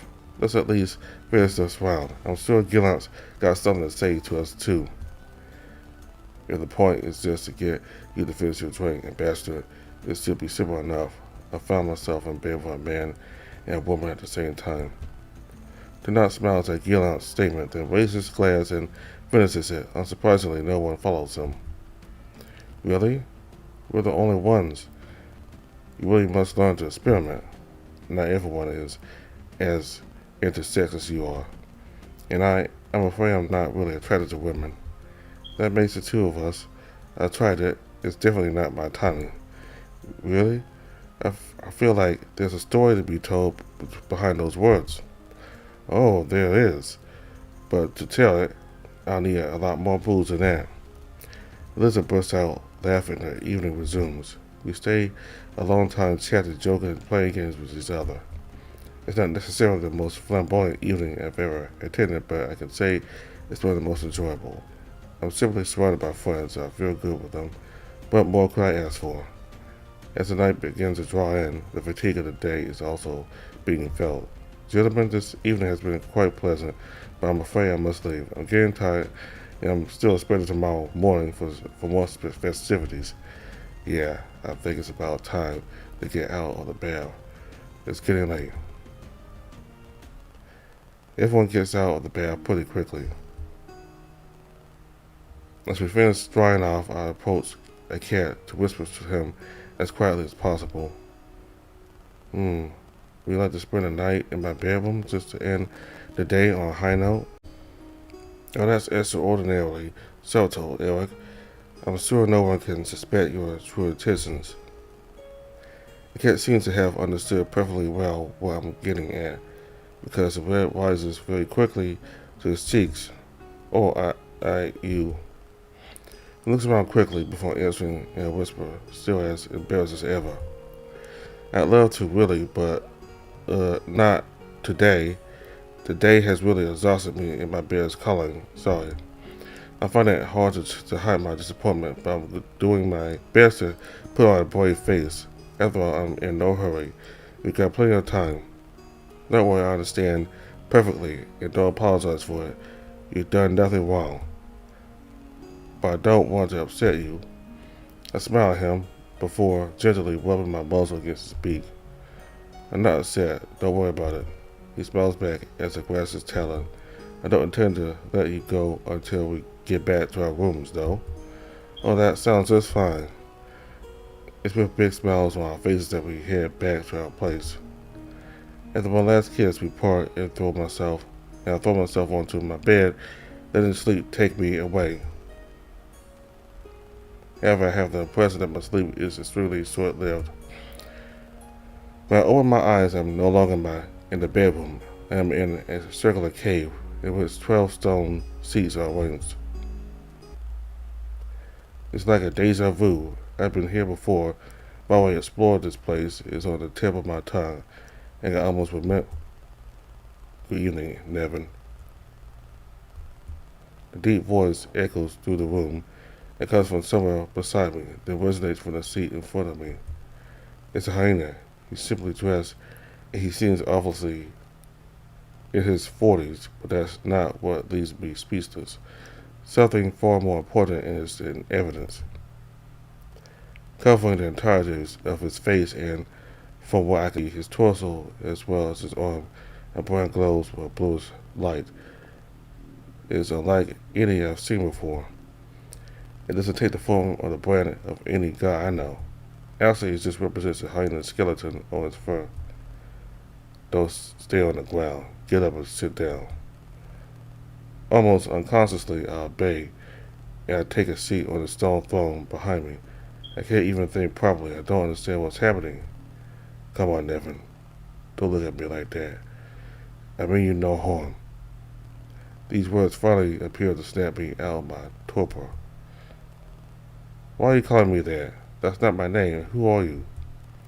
Oh, but I'm failing in all my duties. I forgot to introduce myself. I'm Tess, and there's so much we need to talk about. To be continued.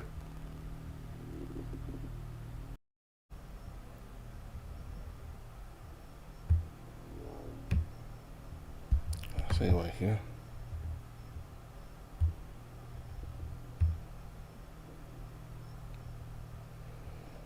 Okay, so finished a new update, and all of it was through a cat.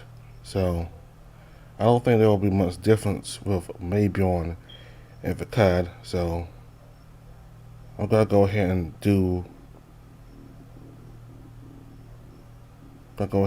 play for Tanakh because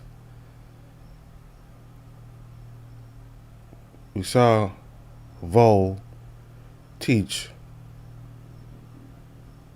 Eric some more just in this update with Cat, but with Tanakh, he himself is Eric's teacher. So we're gonna go back to where we left off from Tanakh and get started with his. See if there's any differences in his route.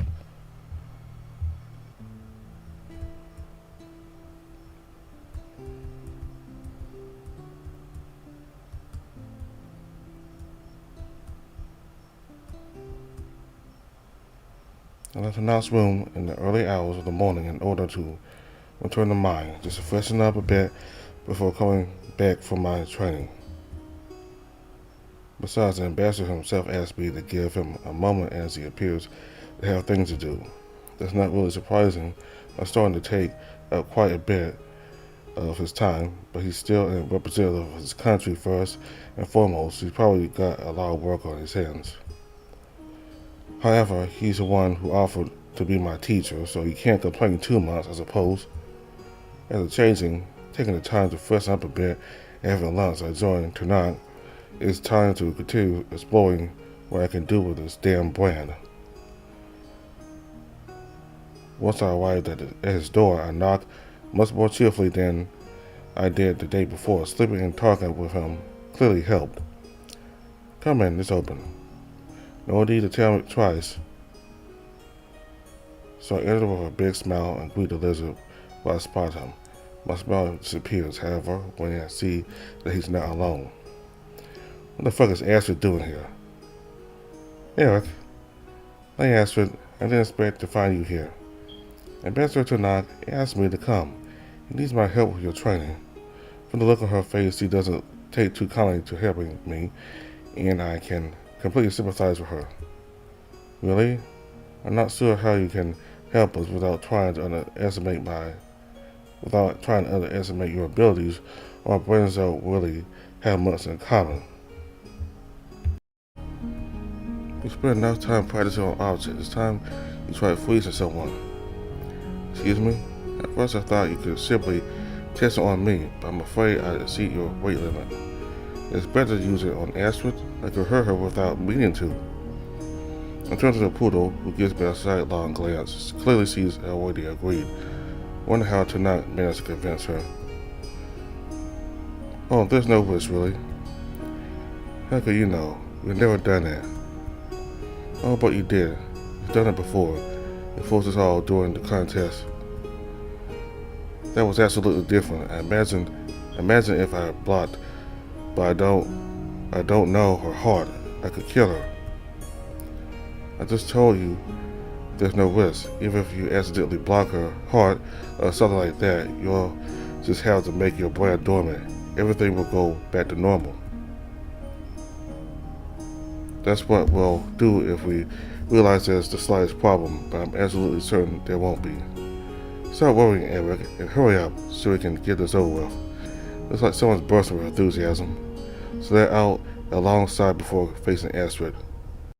If anything happens, it's entirely your fault, both of you. Finally, I decided to hum a few notes to activate my brain. Astrid, for all her restraint, can't help but squint in puzzlement. It's true that this is the first time she sees me activate my brain. I suppose it must be surprising. Ready? Go ahead. Then I'll focus on her to use the powers of my brain. A white circle appears on her torso, and with a simple thought, I command her to stop. Astrid freezes completely. There's none of the usual little movements of a living being. Her chest no longer rises, her nostrils no longer quiver, her eyes no longer move. The slightest of her hairs is motionless. Astrid, I think it worked. Tanakh then steps forward to grab her by the shoulder and I suppose trying to shake her slightly, but he achieves nothing. Despite his efforts, she doesn't move. Impressive, she's like a rock. I don't think I could move it no matter how hard I tried. So, is she okay? Looks like it. It is similar to what happened during the contest. I stepped forward to observe her more closely. My attention during that moment wasn't particularly focused on the crowd, but rather on the armored panther who beat me up. I think she looks completely frozen. Well, no reason to keep it that way too long. Stop using your brain. With a brief sigh, I deactivate my powers. Before Astrid can even start moving again, I receive the usual vision. I look at Astrid and nothing happens. Well, I'm waiting. It doesn't look like it's going to work. This is a result of 2 weeks of training? Nothing? Astrid, you're not helping. What a waste of time. I come back to the present time to see Astrid step back slightly before looking at her shoulder in surprise. What have you done to me? What do you mean? I suppose I was frozen since you changed places instantly, but you also did something to me. I could feel someone touch me on the shoulder. Really? Now that's interesting. If not, just gave you a little shake to make it sure you were completely frozen, nothing else. And I felt it once everything was back to normal. I assumed that once frozen, any interaction would be impossible, but obviously I was wrong. We have to test this out. He scratches his chin for a moment before looking at Astrid and me. He then smiles before heading for the door. I'll have to go and get something. I'll be right back. Can I leave you two alone for a couple minutes? We're not children anymore. Perfect, I'll be right back. Tanakh, wait. He doesn't listen to me and just waves his hand before scurrying off down the corridors. Now I'm stuck in a room with someone who will loathe me for eternity. I have a feeling this will be fun. I'm about to sit on Tanakh's couch for a side. Astrid does her best to avoid looking in my direction. But NeveN, we are not going to spend our whole time like that. I wanted to. I don't think it's necessary to talk for the time being. At first, I'm almost inclined to agree with her, and then I realized that this is a perfect opportunity and I'll probably never get another one. I can finally try to apologize. Maybe, but there are still some things I'd like to say. No doubt they can wait. Lady Astrid, I'd like to apologize for what happened to Kelt. There's a moment of silence before she finally raised her gaze on me. A bit late, don't you think? Not to mention it's a little weak. You ruined my marriage, and you're hoping to get out of this with an I'm sorry. I'm not hoping for anything. You have every reason in the world to hate me for what happened. I can't blame you. Have you at least learned not to sleep with people who are in a relationship? I didn't know that was the case. I had no idea who he was. It's absolutely not something I would do voluntarily. Perhaps you should know more about the people you're seducing, then. No doubt it will avoid some unpleasantness. The people I'm seducing, he's the one who hit on me. The first time since the discussion began, a troubled expression appears on the fool's face. Absurd. Why would a count personally approach a mere bard? I don't know. Because I was passing by? Isn't that what he told you? Never mind. I've heard your apology. That's all that matters. Lady Astrid, wait. So you managed not to get into too much trouble while I've been away? Tanakh is sitting on the edge of the door, holding in his hands what strongly resembles 2 apples. I cast a quick glance towards Astrid. The conversation is obviously not over, but we'll have to continue it another day. I can see, though, that she's not as stern as she used to be. I hope at least it's made her reconsider. As I told you, we're not children anymore. Do you really just go out to get a snack? I went to get some apples, yes, but they're certainly not snacks. We now know that Eric can interact with what he freezes, and so do we, for that matter. We just want to check to what extent it's possible. And apples? You'll see. He then stands in the center of the room, arms outstretched, and an apple in each hand. Eric, I want you to freeze these 2 apples. When that's done, Astrid, will you mind slapping the one next to you? You want me to slap an apple? Just hit it, but don't hit it too hard. Frozen objects are extremely tough. What about the other apple? I'll take care of that one. Just freeze them and deactivate your brain when I ask. Okay. Everyone's ready? Eric, go ahead. Activate my brain and focus on one of the apples and freeze it before focusing on the next. Do not then steps back, leaving the apples hanging in the air while Astrid lets out a small gasp of surprise. I didn't expect that. The first time is impressive, isn't it? Impressive indeed. She then moves closer to the apple before raising her hand to give it a little slap. Meanwhile, Tanat faces the fruit and focuses. He then raises his fist and gives the apple a light blow. Almost immediately, he follows up with a series of much stronger punches, lashing out at the poor fruit. He ends up going around it, positioning himself on the other side before delivering another weak blow. What the fuck are you doing? I want to know exactly how your brain works. If it's the first contact that counts, the apple will simply be sent in the opposite direction to my first blow. If it's the last, it will go the other way. If it counts on the blows, well, to be honest, it will probably explode. Either way, we have our information. What about the apple? It's simply there to check if it's several objects are hit at the same time. The return to normal affects the amount. Now, if you don't mind me deactivating your brain, we'll decide to obey. However, I realize our mistake a split second too late. We forgot to protect ourselves from the potentially explosive apple. If my brain deactivates off of me, a brief vision will see where I don't activate it. The apple to not hit seems to open on its own, sending pieces all over the room and covering the lizard. Astrid and I are not spared, and the poodle lets out a few squeals of disgust as he feels bits of apple hit her in the face. She then looks indignant and pulls a handkerchief from her sleeve to wipe herself, while I rub my arm against my muzzle to do the same. Well, so it seems that everything that happens to the frozen object is condensed into that split second when time affects it again. I'm delighted to see that this experiment has been a success, but I would have preferred something less messy. I'll be honest, I hadn't thought of it. I can see that. It looked like a bad pie. Oh, but I can assure you, I'm absolutely delicious. Sorry about that.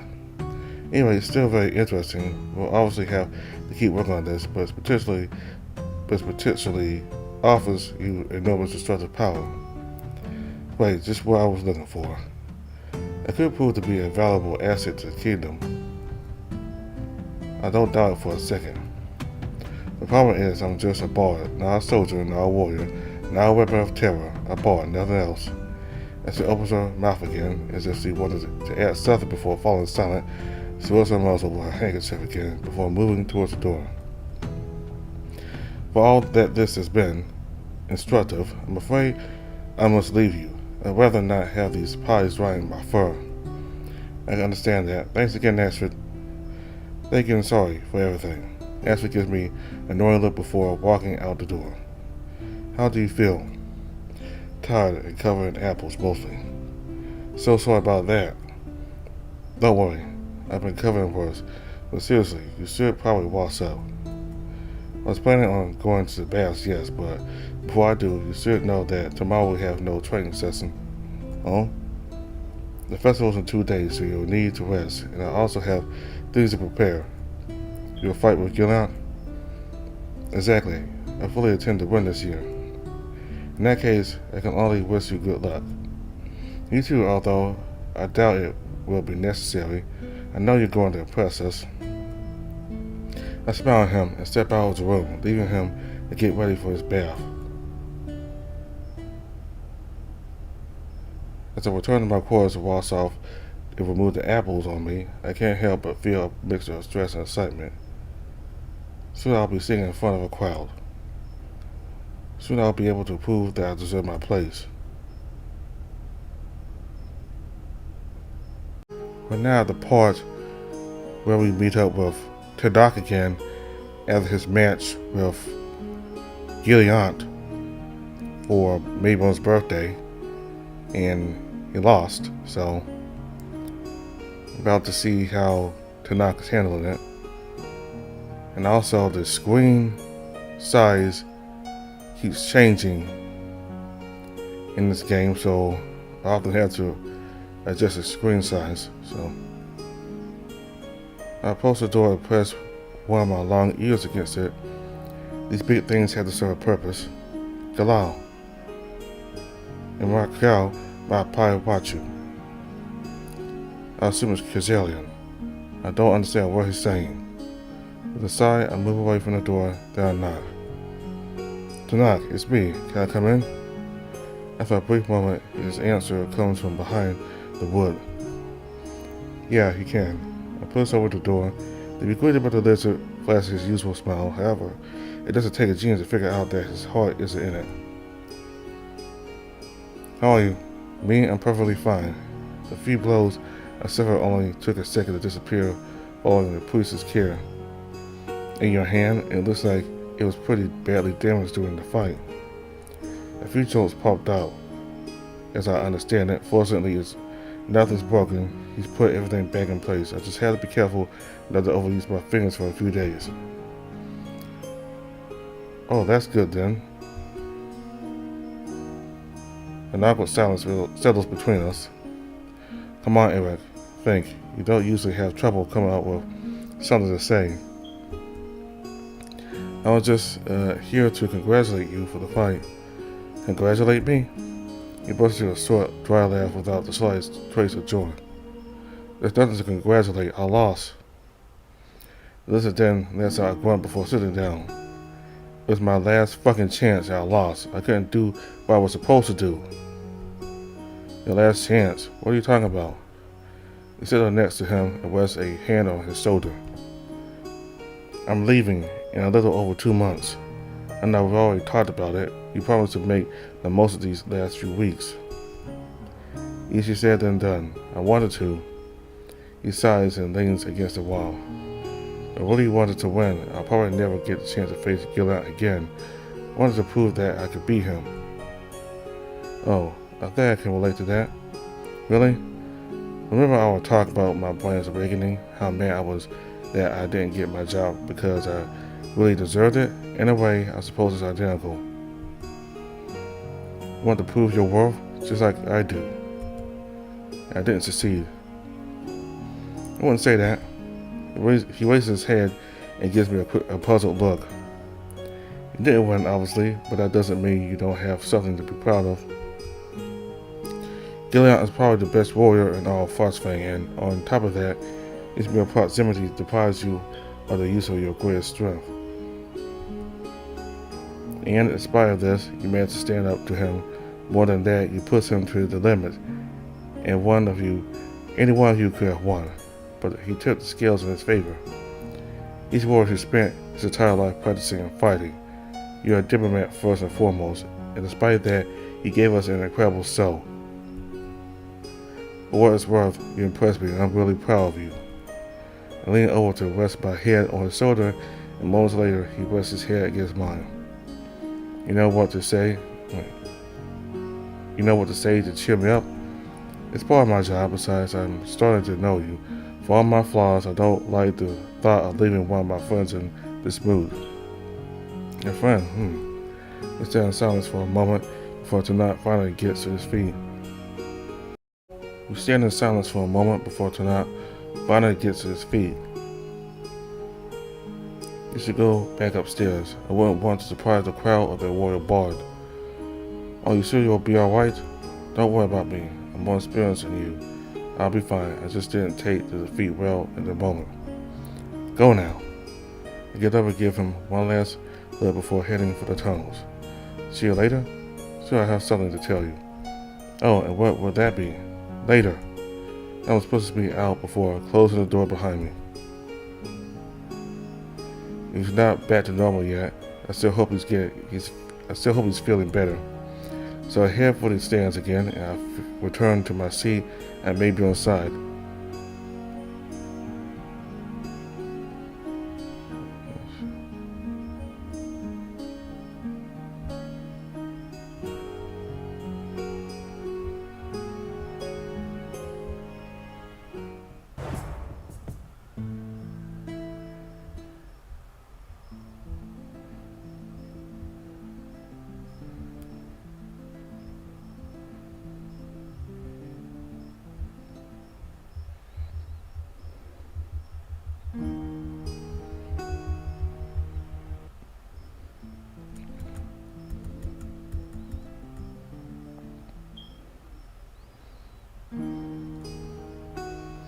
As we leave the baths after drying off and getting dressed, Tanat grabs me by the arm. Hey there, not so fast. I said I have something to tell you, didn't I? Oh, that's right, I'm listening. Not here. Will you follow me? Alright. It looks like the ambassador wants to make it mysterious. He smiles at me and grabs my hand to guide me through the corridors of the castle. While I expected him to guide me to his bedroom, we continued up the stairs after reaching his floor, as we climbed higher and higher until we reached a small corridor leading to our balcony. When I understand where tonight intends to lead me, I immediately resist, stopping him right there. Eric, I'm not going out there. What? But why? Do you have any idea how high we are? I hate being up high. It terrifies me.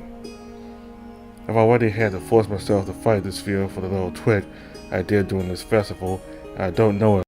Tonight looks disappointed for a brief moment, then he smiles at me. I want to show you something, but I promise you'll never have to look down. You won't realize you're so high up. But give me your hands and look into my eyes. What? For once, do as I say without question.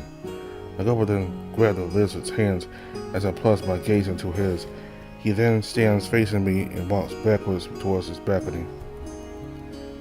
Don't look anywhere but into my eyes. That's strangely not so difficult to do. I never really paid attention to it, but tonight's eyes are really beautiful. There, and now, look up. Almost automatically, I obey and find myself looking up at the phosphorescent starry sky, with nothing to stand between it and me, not a roof in sight, nor a treetop.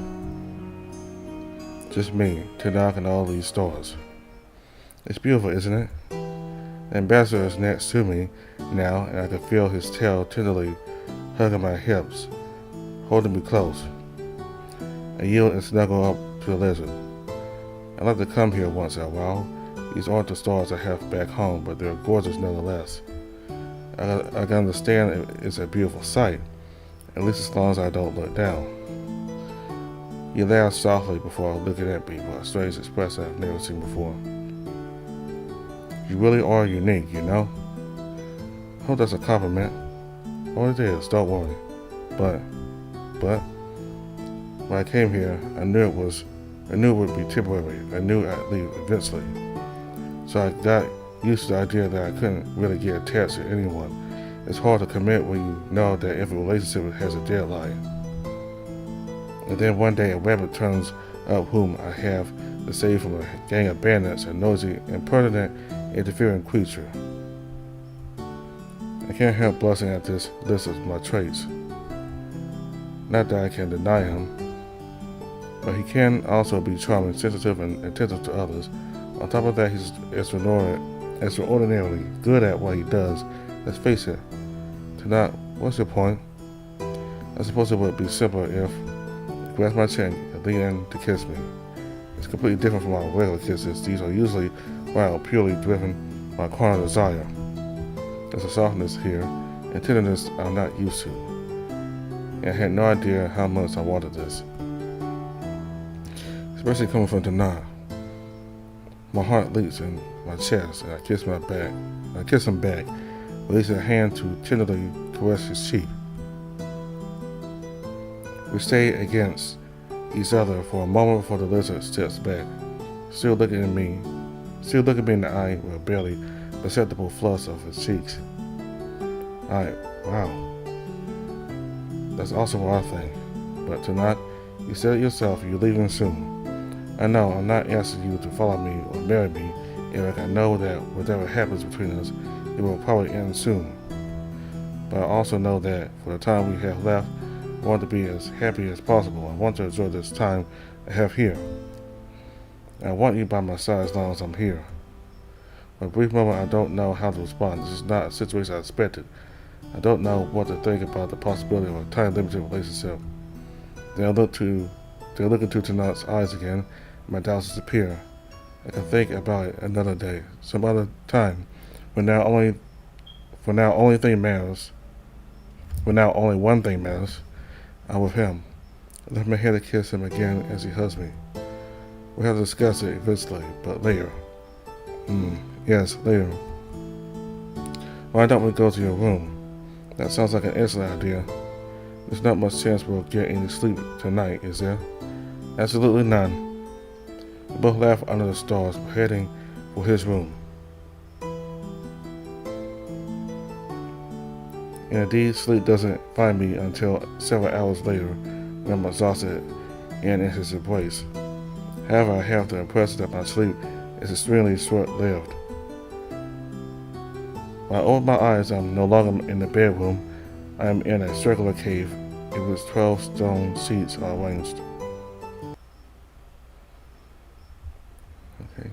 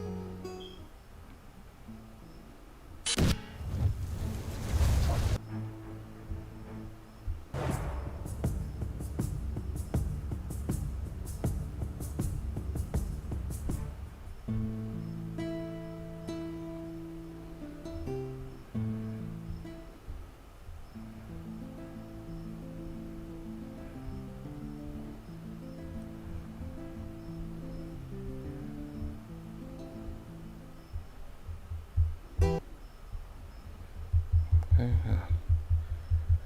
We're not months all for Mabel, just at the end, really.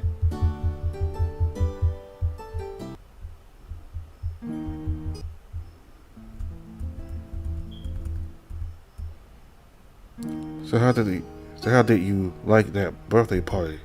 It was fun. Just fun? Let's just say it went better than the last one, even if it was more hectic. As well, around the bed corridor, the prince allows himself to graze my hand with his own, and that's as if nothing happened. That being said, my favorite part was when a particular rabbit disclaimed his poem to me. I must confess, I didn't expect Mabion to come back to the subject so quickly.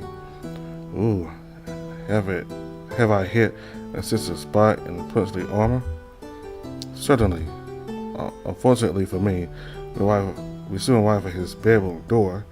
He then turns to me without even losing a smile. Listen, Eric, I think I've been around the bush long enough. I'd like you to be my companion. Oh, you mean as a couple? Is it what you want? Well, yes, of course it is. I still have a couple of things to figure out about myself, but I don't think that will be an obstacle to our relationship. The prince laughs lightly before kissing my hand in his, then bends down to place a kiss on it. I feel a lot of sensations at once, as a silver runs through my body. I still have a few loose ends to tie up as well, but I won't let these problems get in my way. And now I look at his bedroom door. I suppose we'll still be sleeping in separate rooms? For the moment I prefer that, yes, but you know how fast rumors travel. Oh, yeah. For once, it's not the others who will have to be wary of my talkativeness. On the contrary, it's my turn to be wary of others. Anyway, good night, Eric. Good night, my prince.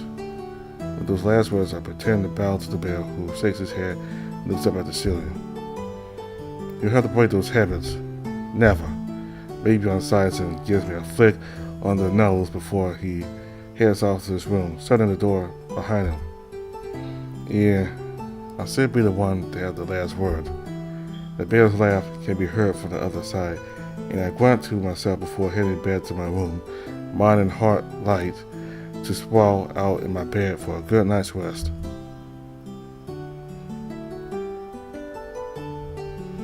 Okay, so we're gonna stop here. So it looks like Mabion wants Eric to be his partner. He wants to be a couple now. Well, how that's gonna work? We don't know all the nobles, and they might not like the idea of the future king being together with somebody who's not a noble, just a commoner and a bard. But we'll have to see how that turns out. But that's very interesting there. He wants Eric to be his partner. Okay.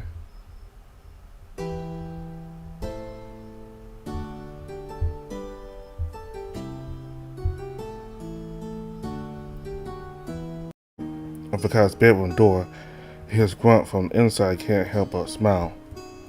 It's me. No shit. I then bend down and lift the paving stone under which I've been hiding the stag's key since he's been locked up here. Then I open the door and immediately close it again so that no one can see his chains.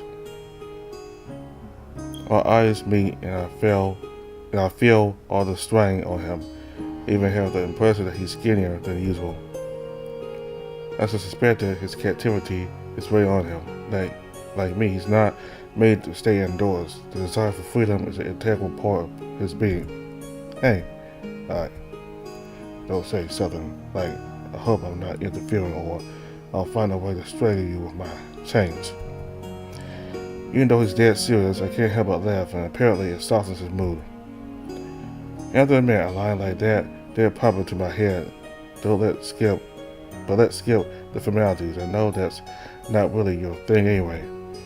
Would you like to come and take a bath with Gillian, Tanakh, and Cat the Prince and I? No. Why? Because it's unreasonable. Well, that I expected, and he's not entirely wrong. But I've got arguments too. I think it would do you good. You're wasting away living here all by yourself. You've seen what I'm capable of when I lose control. How can you ask me to go out there knowing that? One day you'll have to get out if you want to get better. Besides, I've already stopped you once. I have to. And if I have to, I'll do it again. For a moment the hunter looked distraught and he shakes his head with a grunt. It's irresponsible. You clearly have something on your mind. I used to be content to be left alone. Why has that changed? Why do I feel so lonely now? I was expecting him to admit to this, and I must say it warms my heart, while at the same time it pains me all the more. I imagine you found something of value in our relationship as have I.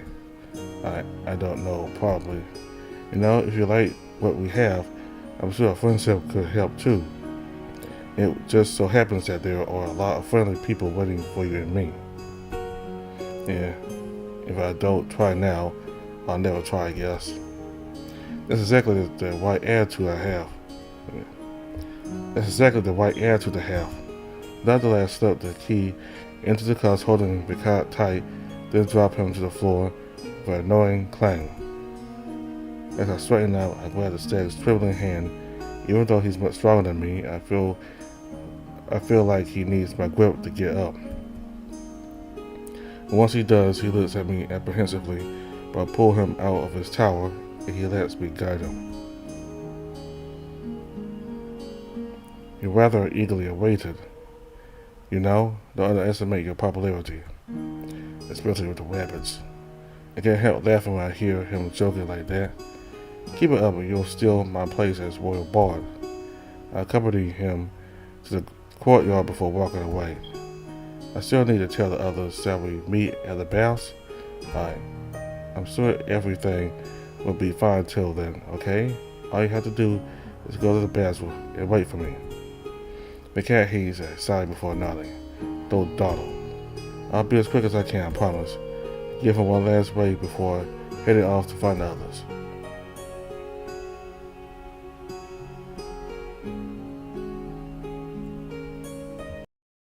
So about to meet with the cat again as of the bath scene.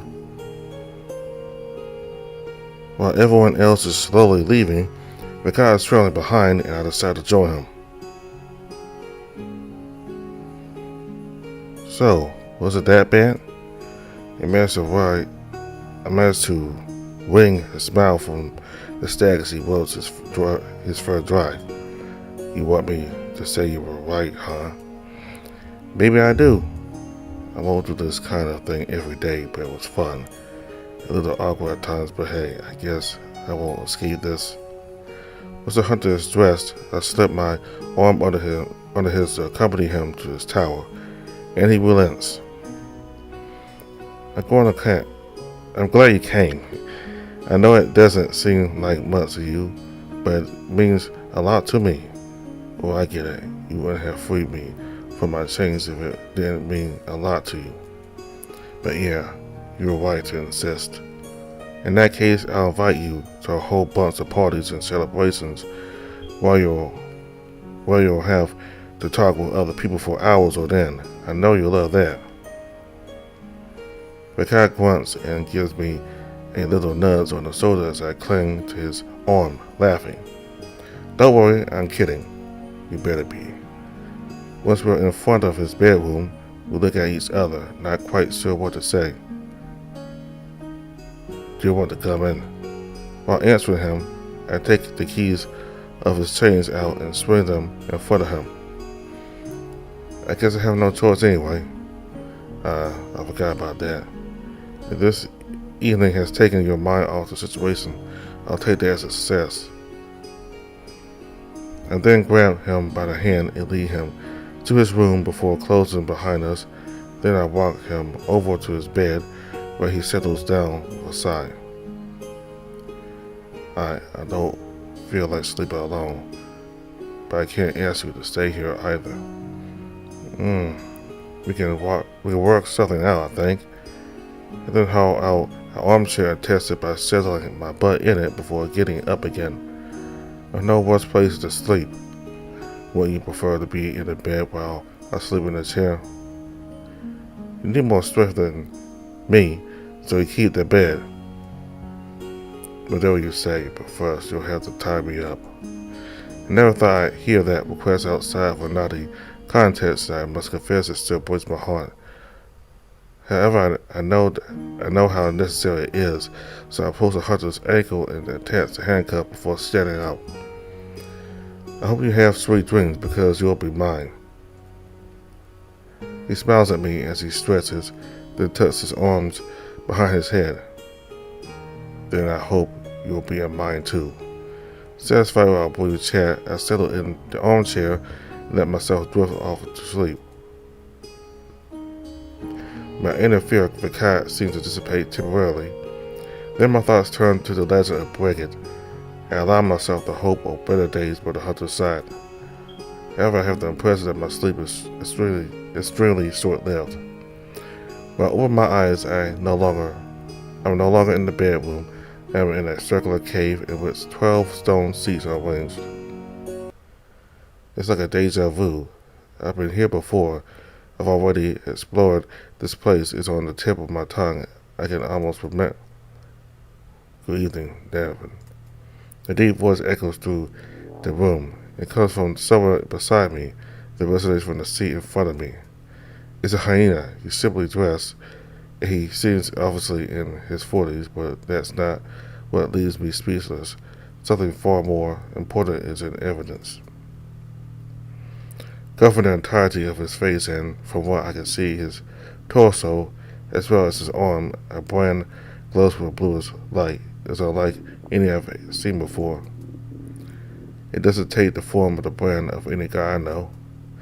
Actually, it just represents a hyena's skeleton on his fur. Don't stay on the ground. Get up and sit down. Almost unconsciously, I obey and take a seat on a stone throne behind me. I can't even think properly. I don't understand what's happening. Come on, NeveN. Don't look at me like that. I mean you no harm.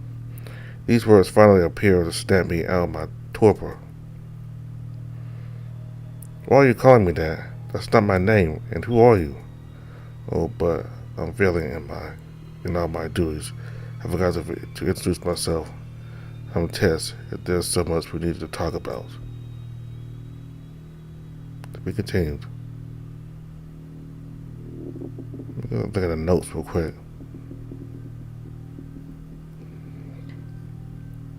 It's Tess right here.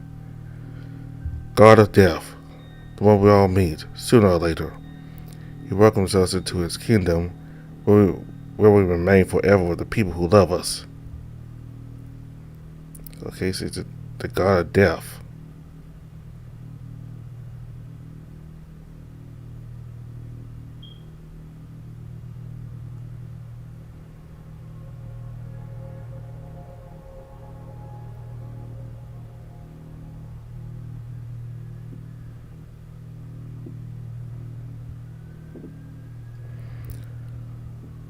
Okay, so.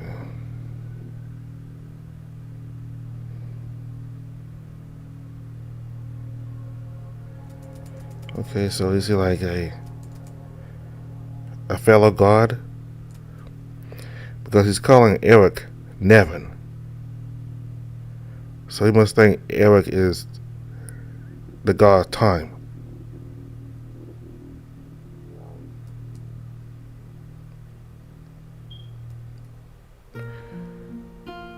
Hello everyone. We hope you enjoyed this chapter. It took a lot of effort and is the biggest part we've released in one go so far. So please don't hesitate to join. Okay, so please don't hesitate to give us your opinion on it. This chapter also includes the first arc of NeveN. You now know a lot more about the characters, the universe, and everything that goes on in it. The next chapter will start the second arc, and we can already promise you that this arc will feature more exciting action. To help us get feedback on everything we've done so far, but also because we're really curious, here's a little character survey. Feel free to fill it out. Finally, in order to prepare for what's next, NeveN will be taking a break this month. We will, of course, continue to work behind the scene to correct errors from previous parts, but there will be no chapters to read. However, we'll be back in November to resume our usual schedule. If you want more information about NeveN, feel free to follow us on Twitter. We also have a Discord allowing you to chat among community members. Finally, if you would like to support our project, we also have a Patreon that offers you a series of benefits such as bills 2 weeks in advance, but also unique stories about the characters of NeveN. If you like the VM, please also feel free to rate us on any channel. It will help us a lot. Once again, big thanks to all of you, and see you soon.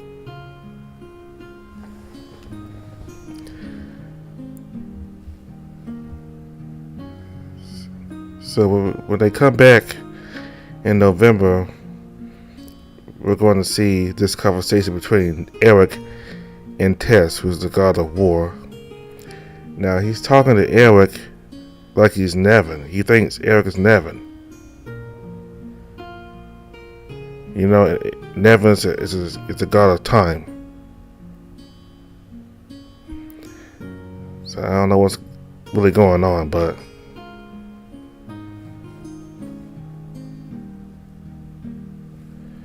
anyway, so about the festival itself, it was a success. Both Eric and Kat did a wonderful job in the performance for Mayborn's birthday. And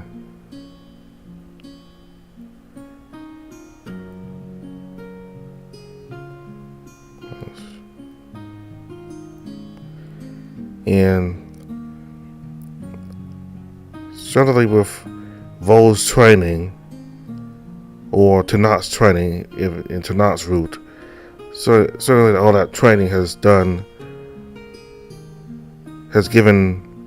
very beneficial for Eric, because he knows more about his power. Yes, there's still room to improve, but he certainly has been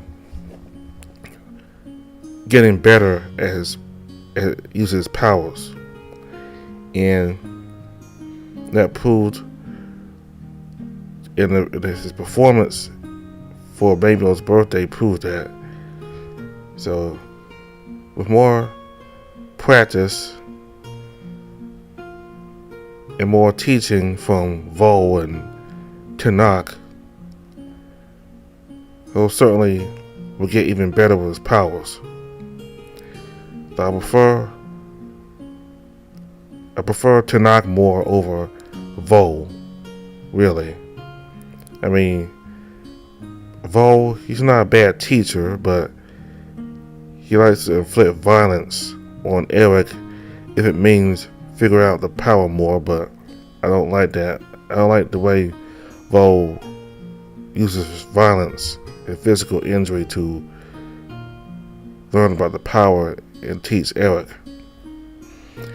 So I certainly prefer Tanakh way more as a teacher for Eric than Vo.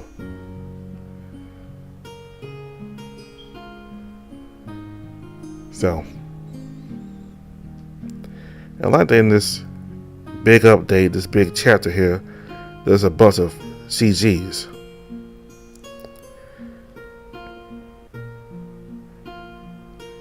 We haven't seen that many CGs in this game, but so just see all these CGs for the festival. I really enjoyed that a whole lot because it gives you a better idea of what's actually happening in the VN.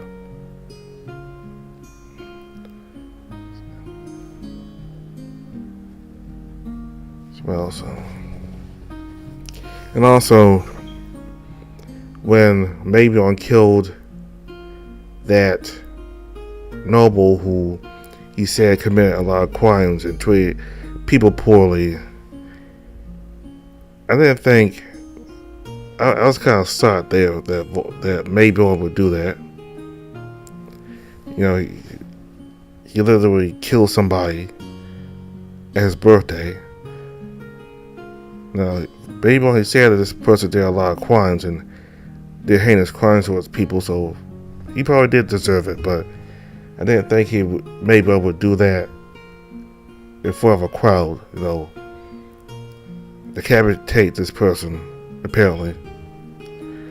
Now, later on, he tells Eric that he regretted what he did. He hated every moment of it, so which does prove that he's not exactly this violent, savage person. I mean, he doesn't particularly like killing. I mean, yeah, he's a warrior and he likes combat and fighting, but he's not really somebody who likes to kill. So he told Eric that he didn't like what he did at all, but he did it because he said that's what the people want, and that the people want a king who will serve justice and will be brutal towards those that wish to harm the people of Frostfang. So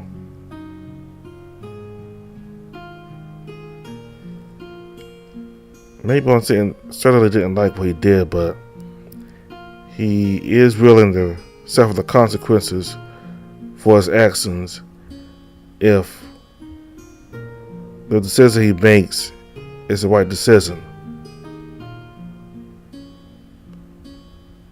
So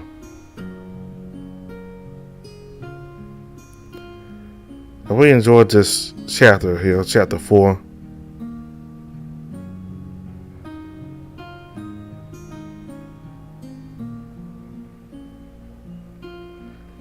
And if y'all hear that, that's a motorcycle going by. So anyway, so we enjoyed this big chapter here, chapter 4. And this concludes Arc 1 for NeveN. So next time we'll begin Arc 2. Now, they said they're coming back in November, so is it going to be a Patreon update in November and then a public update in December, or is it going to be a public update in November? Anyway,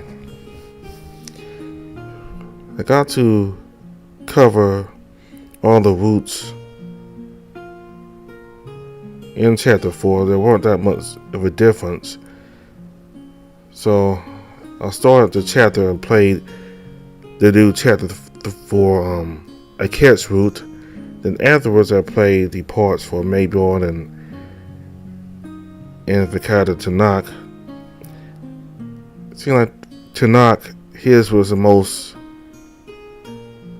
he had the most content, because he's Eric's teacher, so he's gonna get more content than the others. But besides Tanakh, Aket and Mayborn and Vakad didn't have much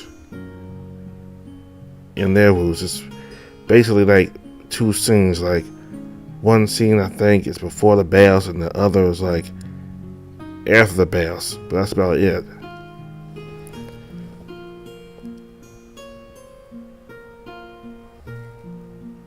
So that's all I have to say for this chapter. I enjoyed it very much. So we'll be back to this chapter later this year. All the information for the games in the description box below. Thank you all very much for watching. Bye.